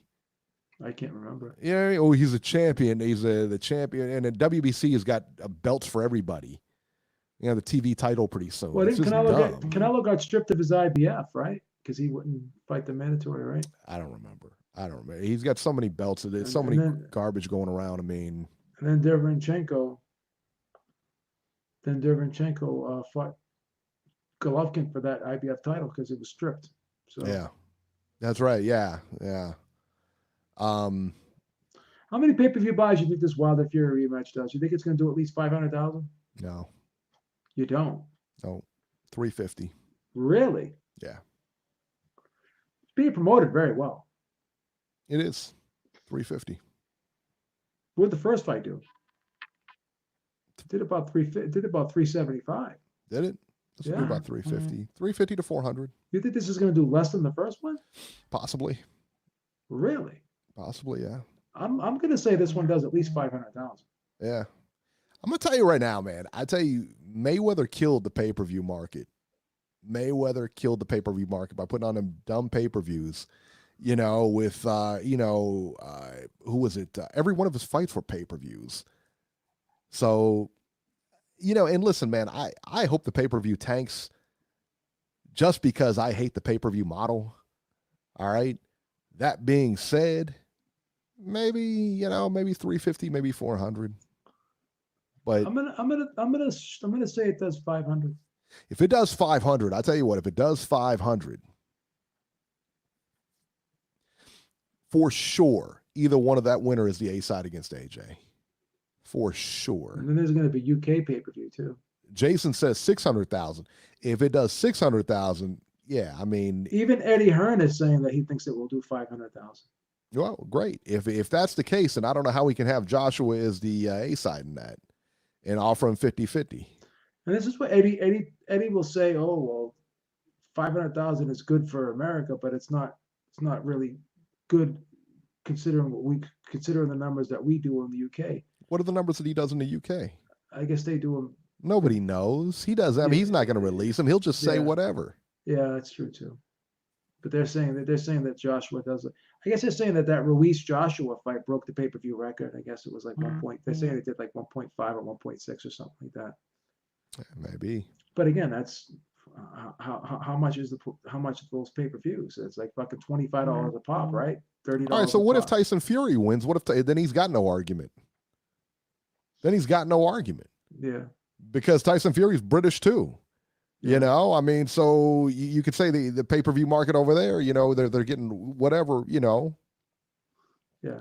Yeah, and Jason says that the UK pay-per-views cost 25, but I heard they're about the same. No. They're a lot cheaper. Yeah. A lot cheaper. Yeah, the USA pay-per-view is $80. They're like $30 tops over there. Yeah. So $80, man. It's just a big, I mean, that's a lot of money. If you're a casual fan, go watch it at a bar or something like that, or don't pay for it. But think about it, $80 times 500,000. It's a lot of money. Let's see. Let's do the math on say Joshua Ruiz did 1.5 million at $30 a pop. $40 million if it hits 500,000. 80 times 500,000 is $40 million. Okay, so Joshua Ruiz generated 45 million in pay-per-view, and that's at 1.5. So they did more than like 3 times they would be doing 3 times more the amount, but only generating 5 million more. Yeah. So it's a wash. Yeah. And if Fury said this is what I love what Fury said. This is why Fury is such a boss. He goes, if I win, and if I ever fight Joshua, it won't be in the UK. It'll be in Las Vegas. He says, I fight in America now. That's awesome. That's what he said. He said, I will not fight him in the UK. That's awesome. Yeah. Lisa said I should be a casual fan this week because she doesn't want to watch the fight. Oh, she doesn't want to watch it? So she doesn't want to watch it. Really? It's going to be good, Lisa. That's right. It's her birthday weekend. Yeah, next week is Lisa's birthday. I'm buying her the fight for her birthday. That's a nice thing to do, man. That's a very nice thing to do. That's hilarious. All right, guys, that'll do it for this edition of Ringside Reporter. Yeah, catch us Friday. I'm going to try to go live on Friday. We'll try to go live with a weigh-in show and that kind of thing. So catch up with us on Friday. As of right now, that'll do it for this edition of Ringside Reporter. As always, you can catch Joe Habib on Twitter at JHabib1. You can catch me on Twitter at Ringside73. And you can catch our YouTube channel at Ringside Reporter Live. and we will see you guys next week.